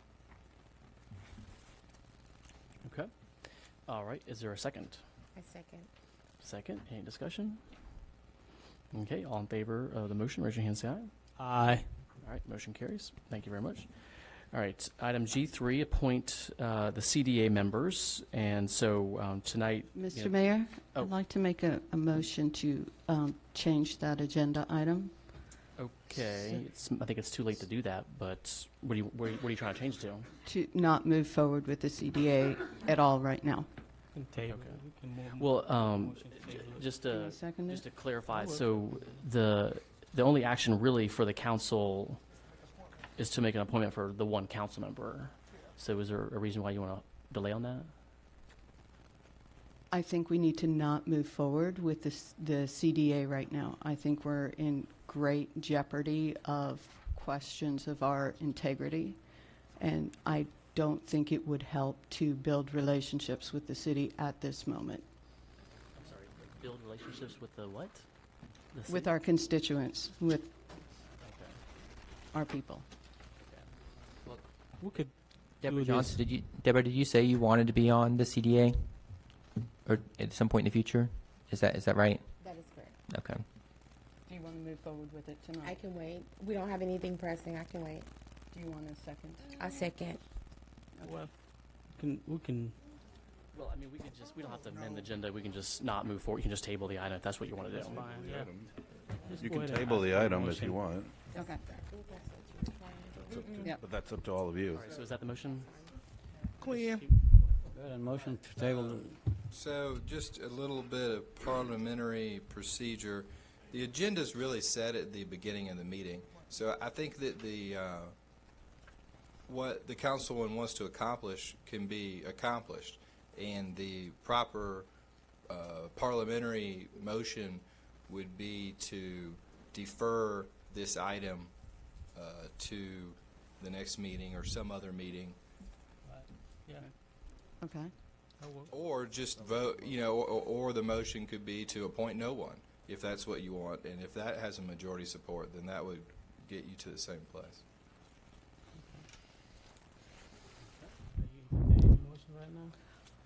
Yes, we'll open the floor for a motion on this item. Make that motion. I would make a motion to defer until August. I second her. Sorry, just point of Until order. next You gotta say I month. move. I move to defer. If you could just, Ms. Hopkins, if you could just please make the motion correctly. Make a motion to defer item G3. I move. I move Thank you. to make a motion to defer item G3 until August. I second her. Until August? Yeah. Oh, okay. Want to wait that long? Hold on. Wait, why August? Yeah, we already have a quorum on the Clarkston Development Authority. You mean April? April? I Yeah. would give it a little, okay, April. I think April is reasonable. That's our next meeting, so. We had a motion and a second there.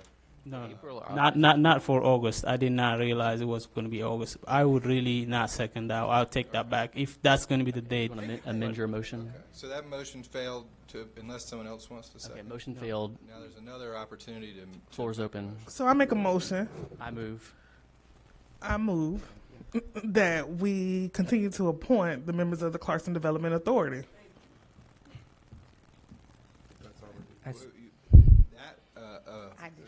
I'm sorry to keep getting involved. I'm just trying to help. Please. So a motion that would be affirmative would include the person you want to appoint. Right. Because that's the item before you. So I have another question for Stephen. So my understanding is the only power that the council has at this time is to appoint the council member of the DDA. And this agenda item is not really necessary for the mayor to appoint the two citizen members, which the mayor could just do at any time on his own initiative. Is that right?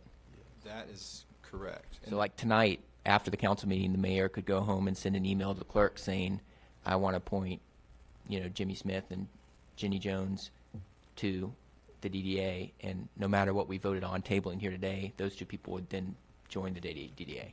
I agree with that statement. That is correct. The mayor can make appointments like you described outside of a meeting. This has come up before in various contexts, and I've always expressed that position. It's fine to have it on the council agenda, and that's a good way for the mayor to make an appointment. But it's not the only way. I agree that that can't be taken. That prerogative cannot be taken from the mayor by any vote of the council. So what we're really voting on tonight is whether or not we appoint Deborah tonight, or whether or not we appoint her in April, or whether or not we appoint her in August or some other time in the future. Because the council only has one appointment, right? Left. Yes. And he has two. The mayor has two, right? I believe that Mr. Gomez is saying yes, and I believe that. Okay. Yeah, and I'd like to hear from the applicants tonight because I got to make a decision on who to appoint. I got a. If they're here, I'd like to hear from them. Would that include all 8 applicants? Yeah, anyone who's here. Not here. All of them aren't here. Well, I can't control if they're not here or not. I understand. I got a question. They've applied. I don't remember a single time on any appointments by the mayor that was done outside the meeting, unless the mayor can tell me when he did that, because we've never done this before. Why now that, why would you want to appoint somebody outside the meeting? I don't think that. Queen, you say he could, right? You didn't say he has. I didn't say it's a good idea. I just said it's legal for him to do it. If he wanted to, he could wait, or he could do it now. I'm just saying legally. What happened to Laura's motion? I'm just, is that, okay. Okay. There's currently no pending motions. That motion failed to get a second, and so. Well, if she changed the date, I would second it. I mean. We just not move forward with the CDA at all at this point and defer the issue till August. Till April. Till April. To the next work session. Just say the next. Just to clarify, you're deferring who is the last council member. Tracy wants to say something. If I can be recognized, when we had the Clarkston Senior Resident Advisory Committee, the mayor made 2 appointments. They were in writing. They were not before a council meeting. Okay. That was the only one that I'm aware of that has occurred. Yeah, well, I mean, this is what the law was the law passed. It gave council appointments, it gave mayor appointments. And y'all have heard me say this before, but I was the one that pushed forward creating the Clarkston Development Authority. So I'd like to make an appointment, and I will, but I was hoping that y'all would like to hear from the people who've applied. I'd love to get your input on it. I'm asking for your input publicly. This is an opportunity to do that. But if you don't want to give any inputs at all, then we can move on.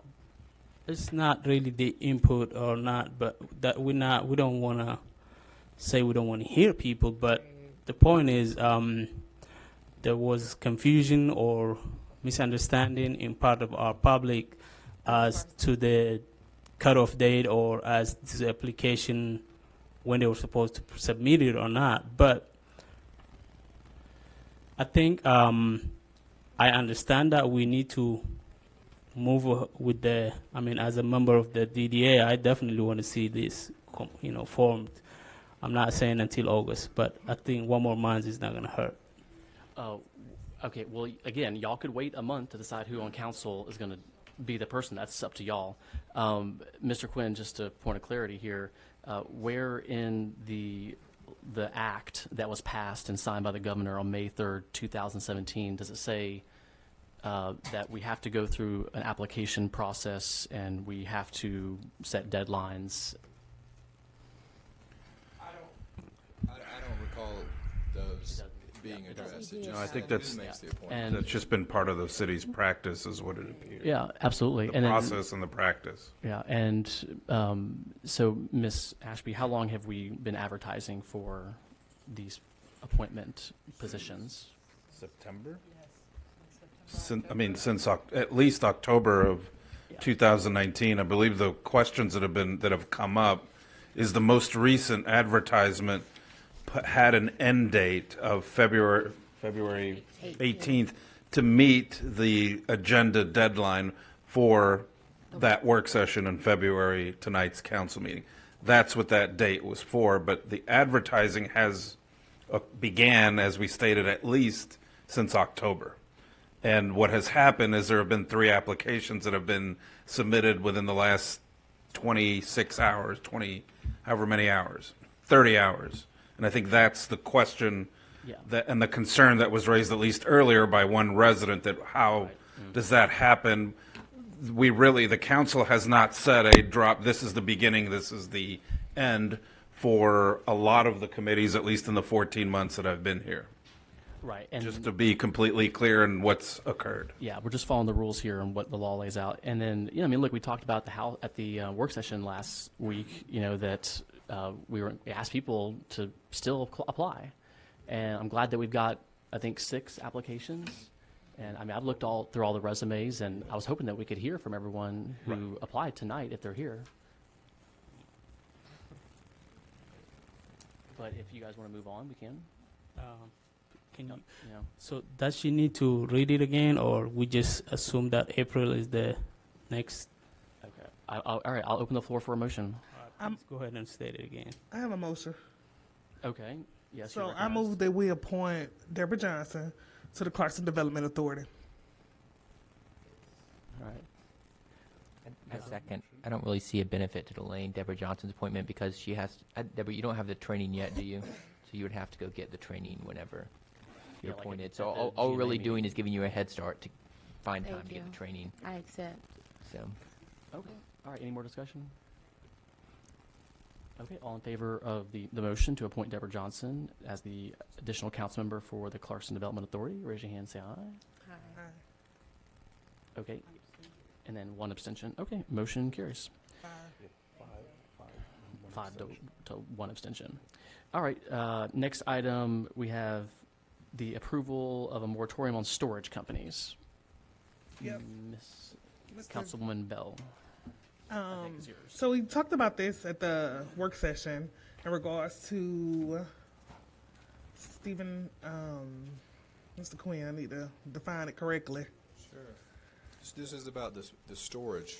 Oh, sorry. Yeah, this is about the storage. So this is just a moratorium to the storage units that we already, for future storage units coming into the city of Clarkston. Right now, we have already CubeSmart and 2 U-Hauls, so that's 3 storage companies that we currently have in the inventory. And so just to put a moratorium on that, so there can be a study around how we use our industrialized zoning in the city for more economic impact. Okay.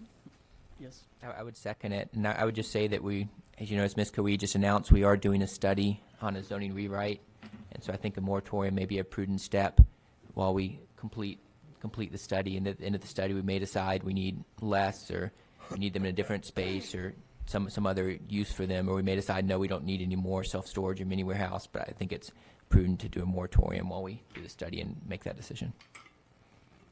Okay. Any other questions? All right. Open the floor for a motion on this item. I move that we adopt a moratorium for storage companies. Okay. And with the attached resolution? Yeah. Right? I don't have it in my packet. Oh, I see it. I have the resolution. It's right here. You want me to read it verbatim? Just the bold caps part at the top. That can make up a motion. By the City of Clarkston, to impose a temporary moratorium on development of many warehouses and self-storage facilities in order to preserve the status quo pending zoning action to revise permitted use in the light industrial district. Until what date do we have to say So it? we only can do it for 180 days, correct? So can you state the last date, or? So the last date that's written on here is September 21st, it says. So you want me to restate the motion? Please. Okay. I move that we adopt a moratorium for mini warehouse and self-storage facilities in order to preserve the status quo pending zone action to revise permitted use in the light industrial district until September 21st, 2020. Right? Yep. A second. Okay. Motion and a second. Any discussion? I think I definitely agree on this one. Although I personally, I'm not a big fan of banning things just for the sake of. But this, I believe, is just a moratorium for now, and we definitely have to think about it if we're gonna do this permanently or not. And I'm definitely gonna weigh on the next 2 agenda items. But this one, I really understand. We have 3 facilities already in the city, within the city limit, and what thing I don't personally feel like they're not storage facilities don't employ anything. There is nothing being sold and resold there, and it doesn't create any economic activity as far as I'm concerned. I might be wrong on that, but still I feel it would definitely be something we need to think about. Yeah, absolutely. I totally support this. In fact, actually, 3 years ago, I proposed we do the exact same thing when we got a little sniff of CubeSmart potentially acquiring land and buying land in the industrial zone and building a storage unit. I pleaded with the council back then to please do a moratorium, but it was too late. The council decided not to act. And I'm glad that we're finally moving forward with addressing this in our code. We're good on this type of use, and I look forward to the zoning rewrite that hopefully will address this in a clearer way moving forward. All right. All in favor of the motion, raise your hand, say aye. Aye. All right, I think that was unanimous. All right. Item Gas stations. G5, moratorium on gas stations. So similar to the previous moratorium, this is the moratorium on gas stations. Currently, we have 7 gas stations in the city of Clarkston. And the whole purpose of the moratorium is because we have limited industrial areas that we have currently in the city. And so just being mindful of how we're utilizing it and the economic impact. And so the bold on the resolution says by the City of Clarkston to impose a temporary moratorium on development of automobile service centers and automobile service stations, filling stations, in order to preserve the status quo pending zoning action to revised permitted use in the city zoning code, and I'll put the date on it. The date will be September 21st, 2020. So the moratorium will be for 180 days. All right, that's part of your motion. You said, I think you said I move, right? I said I move. Okay. All right, is there a second? What's the use of 180 days? 6 months. Second. September 21st. I'll second. Okay, Okay, for 6 second. months. All right, discussion? Yeah. Yep.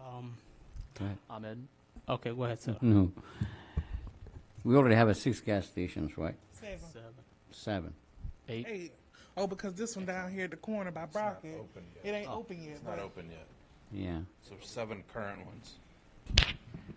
So instead of putting 6 months, why don't put it, you know? That's the, Mr. So, Go ahead, Mr. Quinn. That's a good question, Mr. Hassan. The idea here is that this is a temporary step to freeze things as they are while the city works on a zoning that, if in your judgment it's the right thing to not have any more gas stations, that's when you would do that and make it permanent. And the one that's not quite open yet, they will be allowed to open, right? This won't stop them. Okay. They've already, I don't know about that property, but it sounds like they've already gotten the permits, which means that they're not. This doesn't apply to them. What I'm really concerned about this moratorium is we already have updated our ordinance not to allow any more package stores. So I am pretty sure so far I haven't heard of any gas station that want to open without a package. I mean, without alcohol and, you know, wine and beer and wine in general. And that was one of the big reasons that the last station we approved, it was, so I really don't see any gas stations running towards Clarkston, toward trying to open gas stations, and I really see no point on putting a moratorium on something that is, I mean, that is not going to even have any effect. And the other thing I don't know is I really don't understand the rationale. What is bad thing about gas stations? Why do we have to ban gas stations? Why do we need to put moratorium? What's the bad thing about gas stations? I just don't understand. So I didn't say ban, and I didn't say they were bad. What I did say is that we have limited industrial space, and that we're thinking about the limited space that we do have to be the most impactful that we can be, that's going to be beneficial economically for the city, and that is my rationale for the moratorium. I'd like to add that I think when you say you don't see gas stations like running towards Clarkston, if you did, it would be too late. Like, once somebody's put in an application, you don't put in a moratorium. That's but they cannot sell alcohol. So I know, but you don't wait till it's raining to fix the roof. If it's potentially a problem, it costs us nothing to head it off, I would think. I agree with you, Laura. All right, go ahead. I mean, I think Albert's probably right that because they can't sell alcohol, they're probably not going to come anyway. But I also think this makes this resolution kind of harmless, honestly. Yeah. So that's why I see. I think you have Worst a good case point. scenario, it'll have no effect. I think most likely, I doubt that we get another. Is that what they gas said station about the application storage? anyway without alcohol. It's possible, but I think you're probably right. It's unlikely they come. And even if they did come, you know, they're not going to come and build within a 6-month period, right? They could, you know, apply and then be denied, and on September 21st we could make another decision if we needed to. So that's the other thing, is I don't feel like the 6 month is going to stop anybody that really wants to open a gas station in Clarkston. And, you know, if there's community support for it and they want to talk to the council about it, you know, this is not a permanent blockade on it. Yeah, and this is all in the context of the zoning rewrite effort, which I imagine will take more than 6 months. It will be in the process. If you want an all-inclusive rewrite, and we want that process to be, you know, efficient and detailed this time. But if a gas station does apply before the moratorium, they can go through with the process if the moratorium is not in place. And if they cannot sell alcohol or if it's a package store, Their other remedy is to be a coin-operated amusement machines in that location. Which we can't stop them. Right. Siobhan, when did is the Exxon gas station in Montreal the last one, that That newest, was the last one that's new. the newest, and that occurred when? Last year? 2017? Yes. 2017. Yeah, Yeah, 2 years the ago. end of it maybe. And of course, gas stations are allowed in the industrial Yeah, that was fall 2017, I think. under a conditional use permit. Right. We haven't had. None. The ones that are Huge currently operating are the ones request. that are either already in use or grandfathered based on our annexations. And then if the zoning rewrite project is still underway when the moratorium expires, the council's able to extend it for another 6 months, presumably. Presumably, I think I've mentioned before that there's a Georgia case that upheld a 6-month moratorium. And they didn't say that it can't go any longer. It's just that we know that it can go at least that long. So, right, I think if we're working and making progress and we need to extend, then I think that would be the thing to do. Very good. All right. Any more discussion? All right. All in favor of the motion, raise your hand, say aye. Aye. Okay. Any opposed? Abstain. Okay. All right. 5 and 1 abstention. All right. Next item G6, the moratorium on small box stores. Yeah, so this is, remember at the work session, all 3 of these were in one. So my rationale is the same, so I won't repeat myself. But essentially, this just gives us time to come up, to figure out with the zoning rewrite, how we can better use our industrialized space that we currently have, as well as, so I'll tell you this. So essentially, the small box discount stores is referred to 2 stores that we have here, 3, right? But essentially, the motion is by the City of Clarkston to impose a temporary moratorium on development of small box variety stores in order to preserve the status quo. Zone action to reserve permitted use in the city zoning code. So one thing I do like about the way this resolution is worded is it allows these stores, if they dedicate at least 15% of shelf space to fresh or fresh frozen food. So, for example, Dollar General has said that they want to sell more healthy food to low-income customers. If they wanted to come into Clarkston with a store that did dedicate at least 15% of shelf space to fresh or fresh frozen food, they could do this under this moratorium. So if a box store wanted to come in and market healthy food to lower-income customers, that would be permitted. So I don't feel like this is an absolute prohibition on these kind of stores. I feel like it's just saying, if you come into Clarkston, you need to sell a certain amount of fresh, healthy food, and if you do that, you're welcome. If you don't do that, then you'd have to do one of the other things, like a pharmacy or less than 2 spaces to food of any kind. Yeah, and what I will say is that when I worked with Attorney Quinn on this, we were mindful to input that 15% of there for fresh and frozen foods, but also to not include a pharmacy as well. So those are things that were left out of it that have been in other resolutions, and so yeah. So this is just to promote fresh and healthier foods in Clarkston more than, as well as protect the public health and welfare of all the residents that we have here. I think one other thing bears mentioning about this resolution, which is that the size of boxes that it would apply to is between 7,500 and 16,000 square feet. So the truly small shop, mom and pop, would not be covered. Right. I was gonna ask on that question. How absolute are we? This is not gonna be. We're not gonna ban small stores based on this definition. How absolute can you be? Well, as absolute as their floor plan, the 7,500 is what this draft says. I mean, maybe that needs to be adjusted.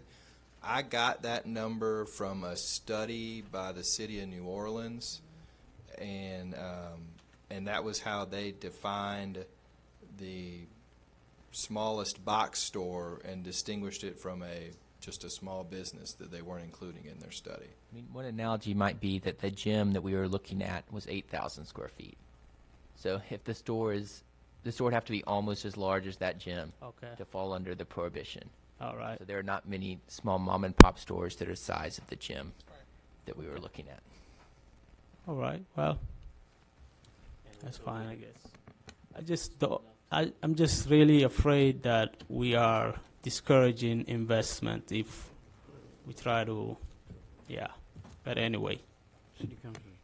I'm going to be like surgical precision here, but I'm still having trouble with the definition of a box store. I'm just thinking of square footage is one thing.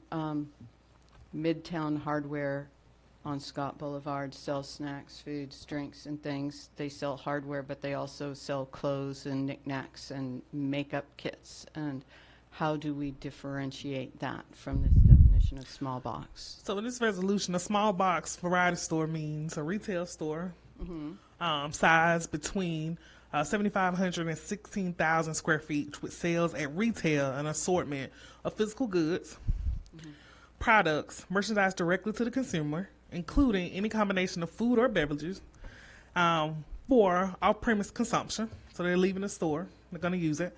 Household products, personal grooming, and health products and other consumer goods. Small box variety stores do not include retail stores that dedicate at least 15% of their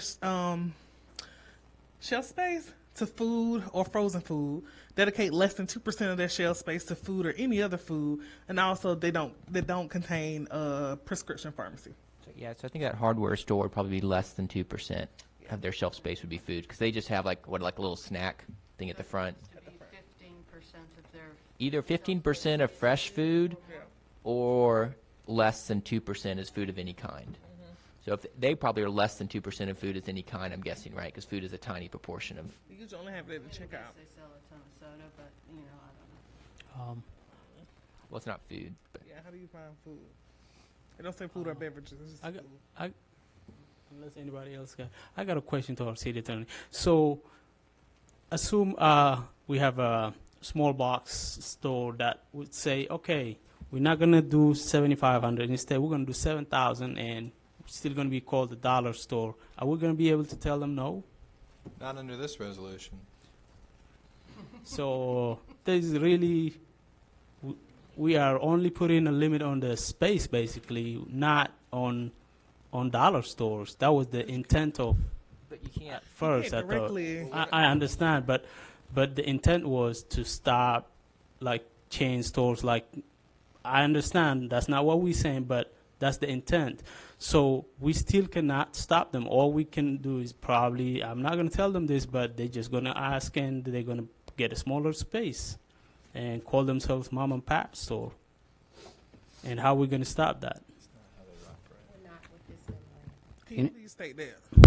My understanding is that well, first of all, this isn't about any particular business or corporation or anything like that. But if someone's goal were to not have a certain type of store that's been found to have these negative community impacts, then you might be reassured by the fact that they have a certain methodology and size of their store that they feel is going to earn a profit. The other thing I would say is that, kind of like the gas station, I don't think a Dollar General is going to come in the next 6 months. There's already, what, 5 or 4 of them? Yeah, there's already several, and there's some in more Memorial, and I just think it's unlikely that one comes. Just like I think it's unlikely a new gas station comes. So I think, it's somewhat of protection, but somewhat, I think, probably not harm in either direction. I still don't see what's the disadvantage for the city. Just tell me what's the disadvantage for the box store? I gave you a couple. Like what? Health and welfare of people that go to those small box stores and purchase their food from there. It's not like on any nutritional level of consumption a great Come thing. on, nutrition. Yeah. Nobody cares. Don't nobody care about nutrition. No, how many we have now in the city? Right, How many? Did you count it? Did you went there? Huh? Did you see how many stores we have? Small box. 3. I indicated Only that 3? when I started. 3 at one point. 3 only? I mean, I'm trying to. I don't think we. Okay. Well, that one's done. The storage is already done. Temporary or not temporary, you know, just I don't think we have to control people's lives and how they do businesses. Are you a libertarian? Yes, I am libertarian. Wait a second. Didn't everyone on the stage? I mean, with the moratorium on the gas station, we put it, why do we have to go to the store? Wait, say that again? I was the only libertarian in the church vote, and now there's all these other libertarians that are popping out of the woodwork.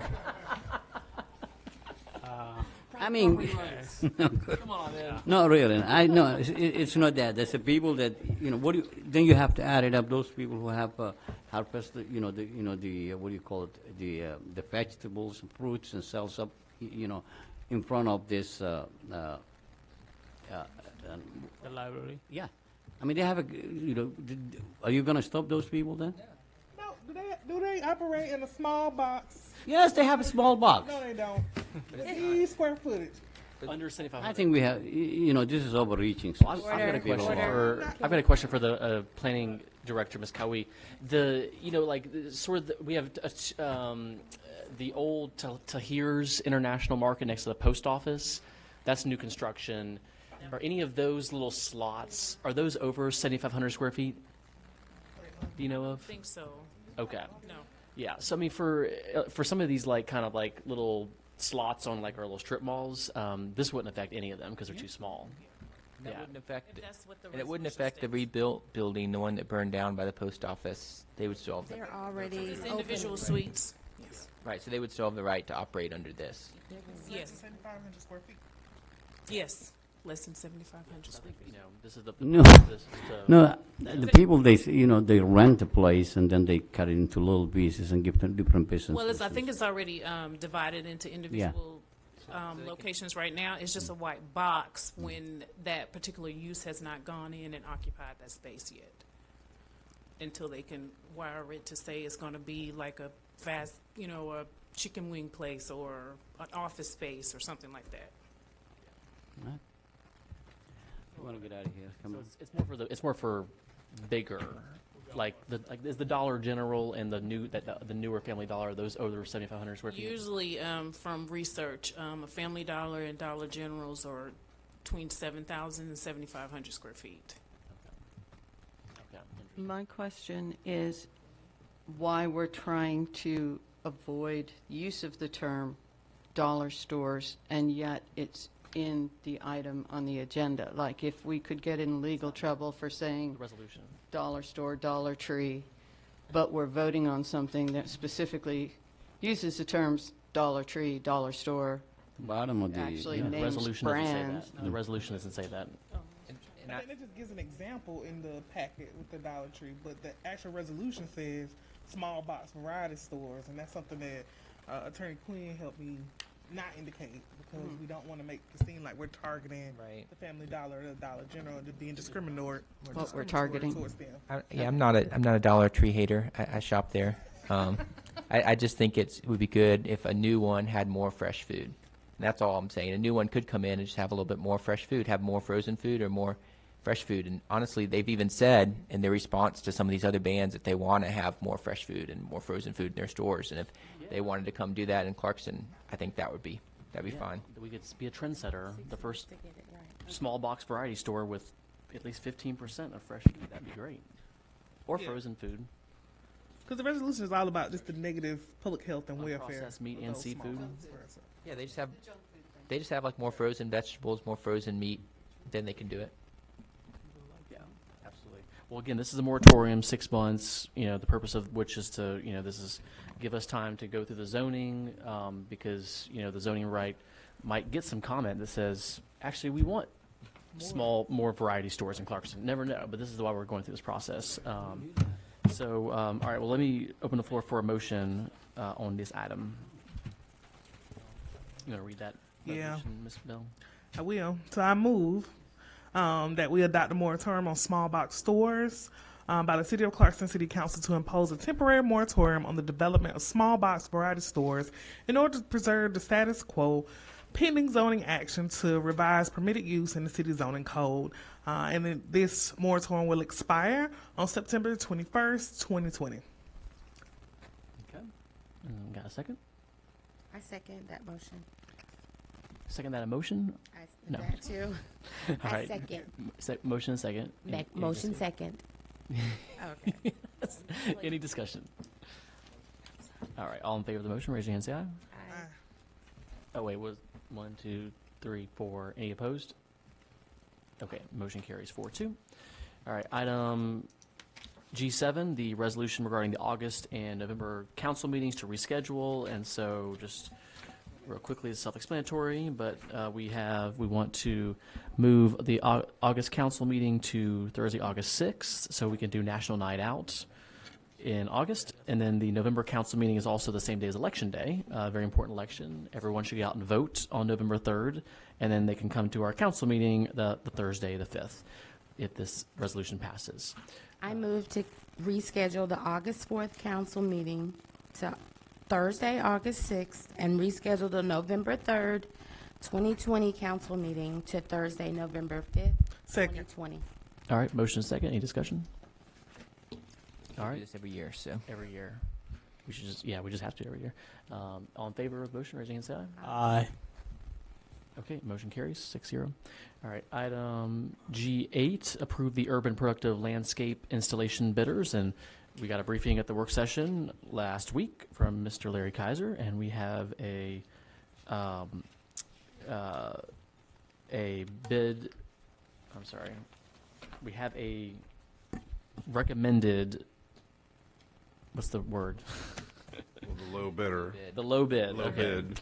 The low bid recommended, Shades of Green Permaculture Design. Is that right? Okay. Excellent. Were there any other questions on this item? Okay. All right. I'll open the floor for a motion. I have a motion. Okay. I move that we approve the urban productive landscape installation bid in the amount of $54,963. Second. Second. All right. Any discussion? Okay. All in favor? Raise your hand. Aye. Say aye. All right. Everyone say aye. Aye. Okay, motion carries. Great. All right, next item, Willow Creek Apartment, Smith Street Culvert Replacement Project, recommended selection of low bidder and temporary construction easements. And so we also got briefed on this by Mr. Kaiser. We have the low bidder in front of us here, CE and M.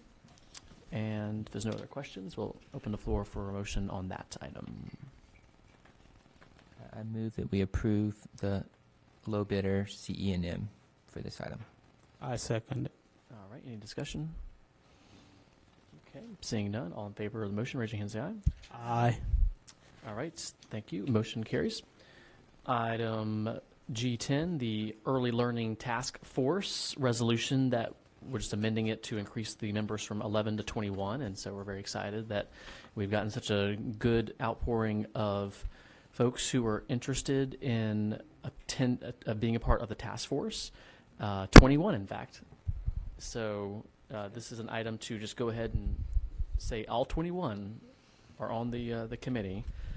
And we have the list of folks listed here in our packet, and we have a resolution. So if there's no other questions, we'll open the floor for a motion on this item. I move that we amend the Early Learning Task Force resolution to increase members from 11 to 21 and appoint members. Second.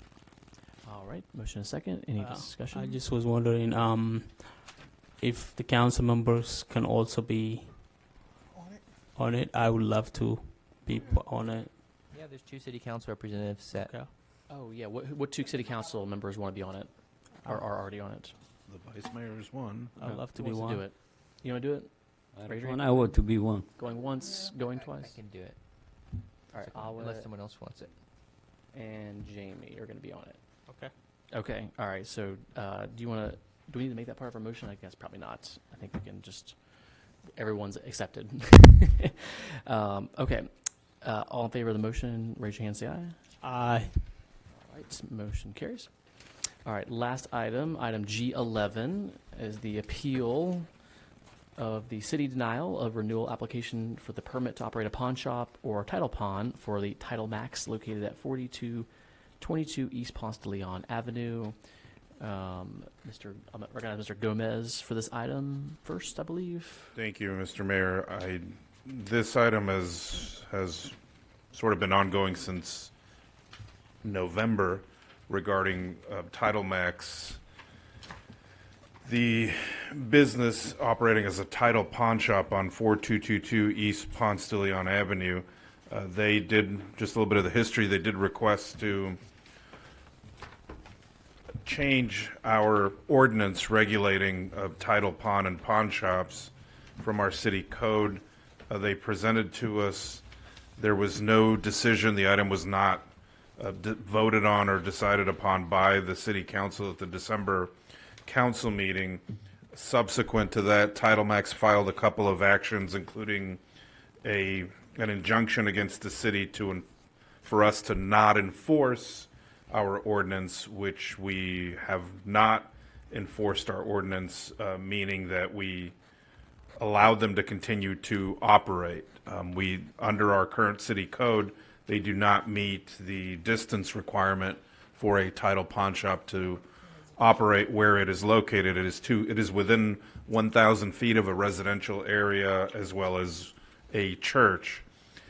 They then subsequently, in essence, they provided a notice that they were going to sue us, to file action against us, citing that our ordinance is unconstitutional, both to Georgia code and I believe even federal law, et cetera. So after that, they did submit an application for a permit to operate as a title pawn for the current fiscal year 2020.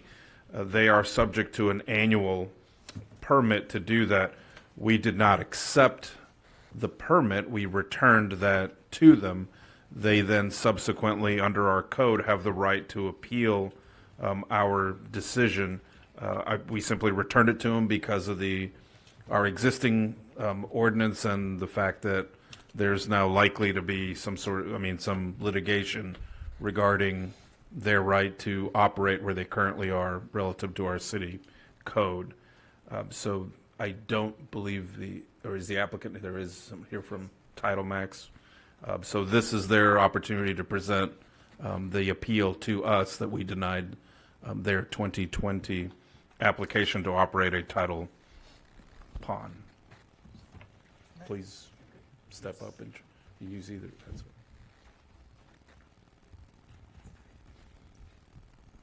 Might be better if I was a little taller. Thank you, Mr. Mayor and Council and City Manager Gomez. My name is Diane LaRosse, and I'm an attorney from the law firm of Taylor English, and we represent Title Max. The main thing I'd like to point out on the appeal and with respect to the city manager's comments, one very, very important thing to point out is that the Superior Court of DeKalb County has issued and ordered an injunction which would prevent or it calls for the city to be enjoined from enforcing the pawn shop ordinance. So that has already been entered. And I have copies of sorry, let me just say it this way, I apologize. There was originally a temporary restraining order initially entered, that was entered at the end of December in 2019, and then a second interlocutory order by consent of the parties was thereafter entered, which continued the original order. And if I may read that, do you all have copies in your packets? I'm not sure what you have in your first order. I don't have the second order. Okay. I do have copies of the second order.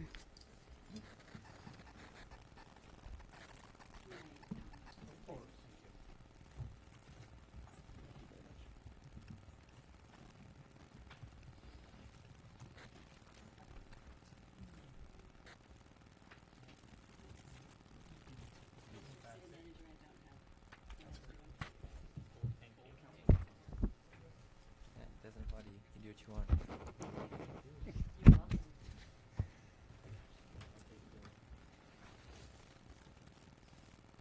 It's also a blank date. So if we could go ahead and look at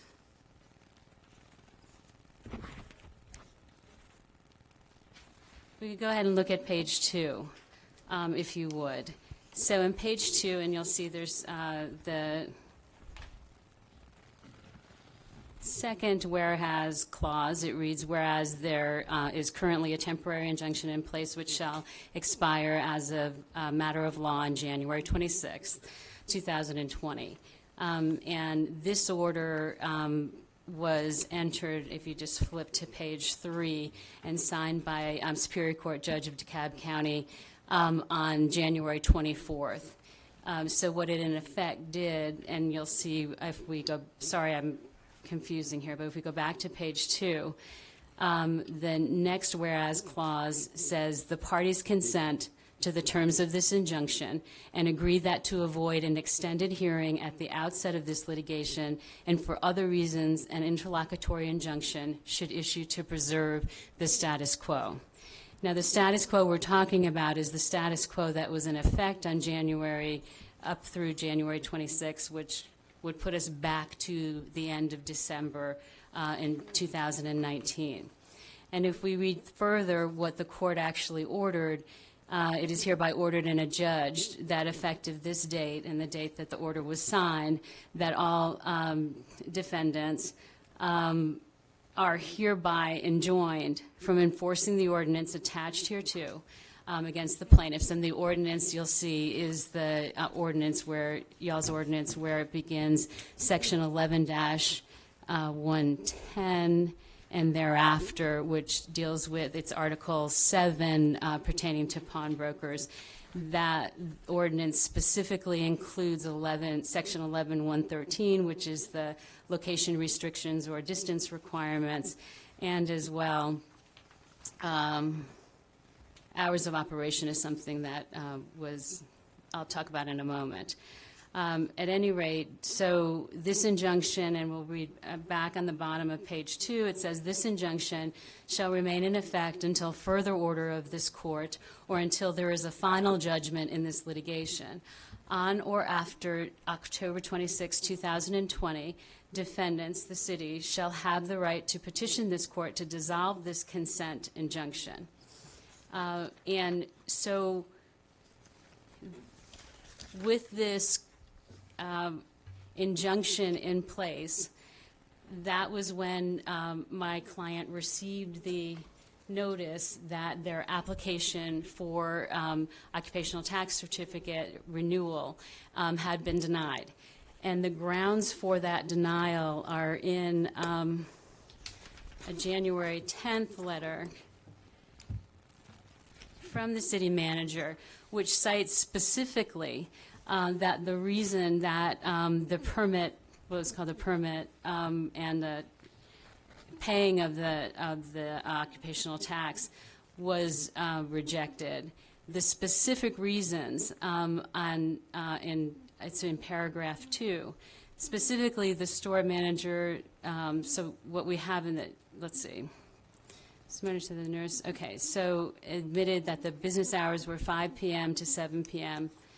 or remains open, and then later says that, and specifically says, sorry, I apologize, in saying that the reason that the permit was denied was because the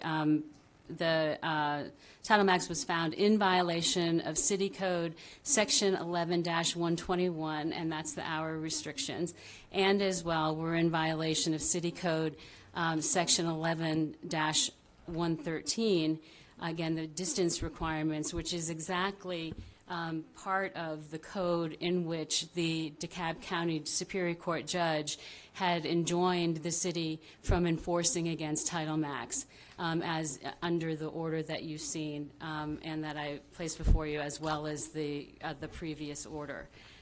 So having received the denial and following the city's procedures, the Title Max, we went ahead and filed an appeal, based upon the fact that the orders entered by the DeKalb County judge would enjoin you all from taking the action of enforcing those code provisions in violation of the order. And we would ask that the denial, be overturned, and that our application or our client be granted. And that would be consistent with and uphold the court's order. And it would, not risk the city from being in contempt of the DeKalb County Court order. I have some questions. If you have any questions, yeah. So, I'll do my best. my understanding is the current court order expires October 26, 2020, right?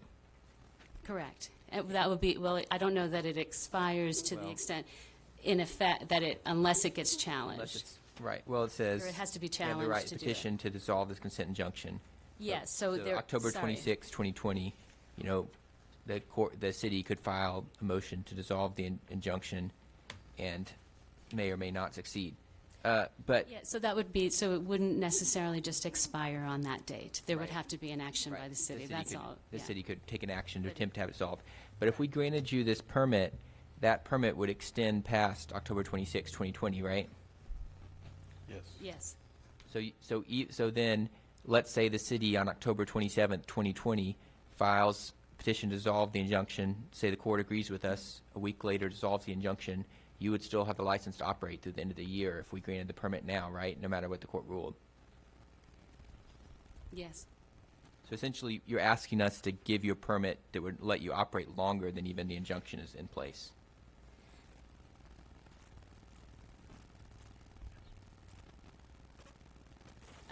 Yeah, if the city were going to take an action to dissolve the injunction.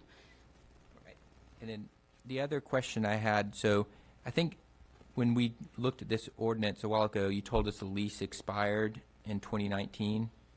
Is that right, originally? I'm sorry, I don't, that may have been someone else. Or It's a different but if firm. that was- Yes. And A that may be Telemex in the record. representative told us the lease expired in 2019. Was that right? They told us that back in 2016. Back in 2016. If I wasn't here and I can't say. So you don't know when the lease expired for this building? No. Okay. And then the other thing is, so you mentioned staying open till 7 p.m. Title Max admitted previously that it had been staying open past the 5 p.m. deadline through 7 p.m. prior to the court order, right?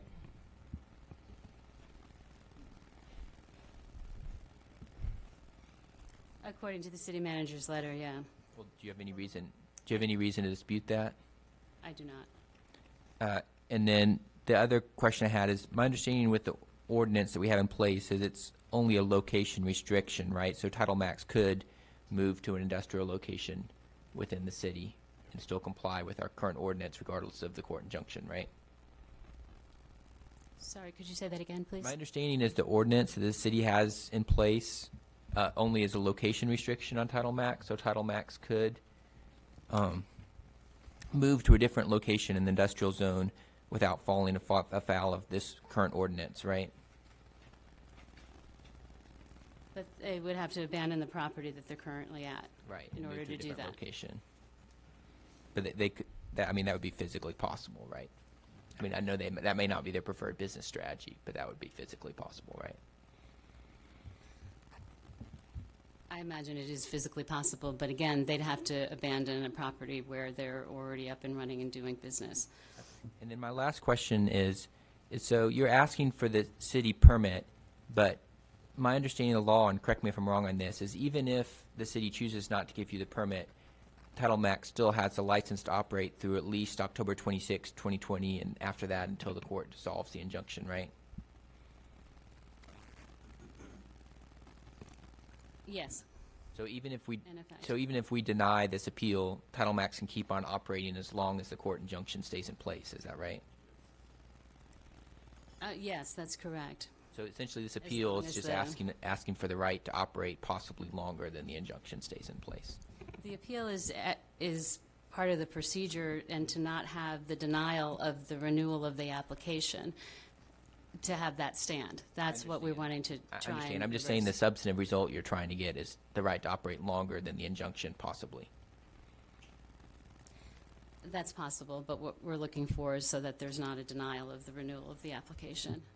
I understand what you're saying, but I'm just saying, like, even if the application was denied, like, let's say we decide tonight to deny it, it doesn't mean the title max shuts down tomorrow, right? The title max can still operate pursuant to the court's order until the court changes this order, right?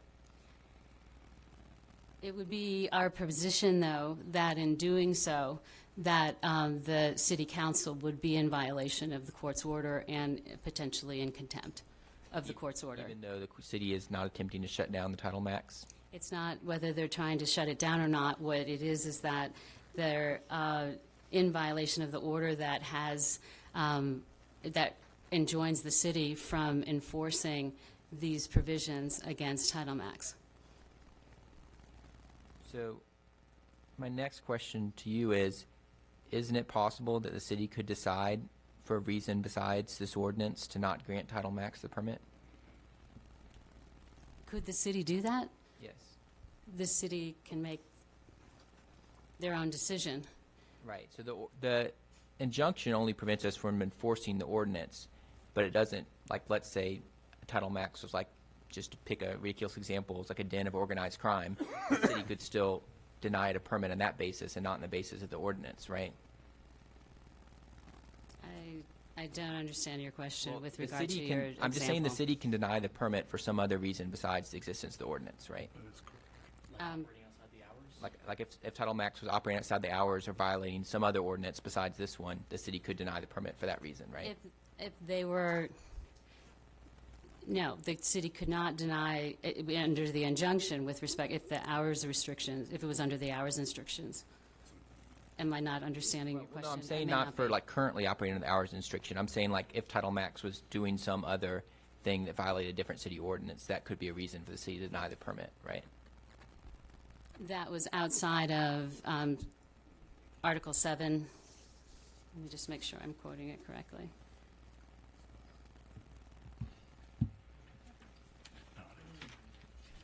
Article 7.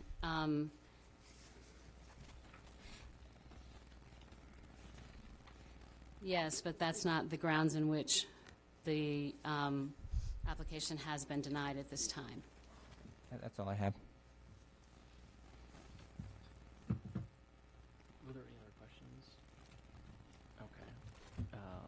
All right, so we're, I think we have to decide on this, so I'll open the floor for a motion on the appeal. Do you want to make the motion? Councilman Carroll?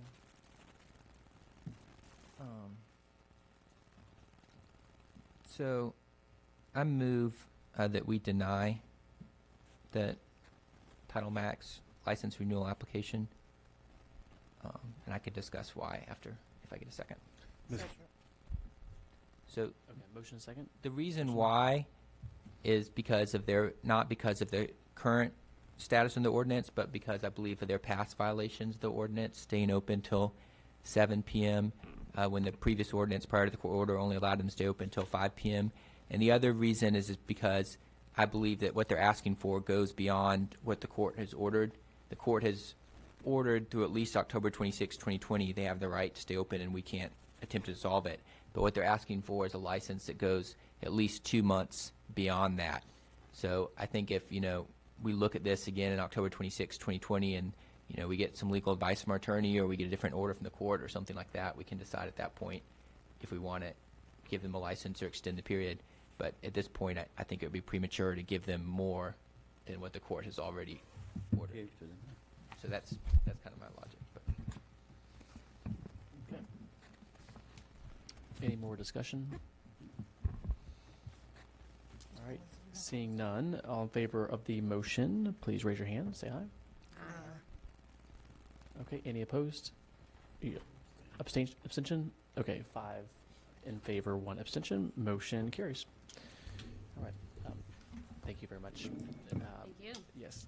All right. That concludes our agenda. I'll take a motion for adjournment. I do this for a living. Okay. Second. All in favor? Aye. All right. Meeting adjourned. Thank you. Her legal Went argument. back to court. We'll We'll go back. Her legal argument is just not raised.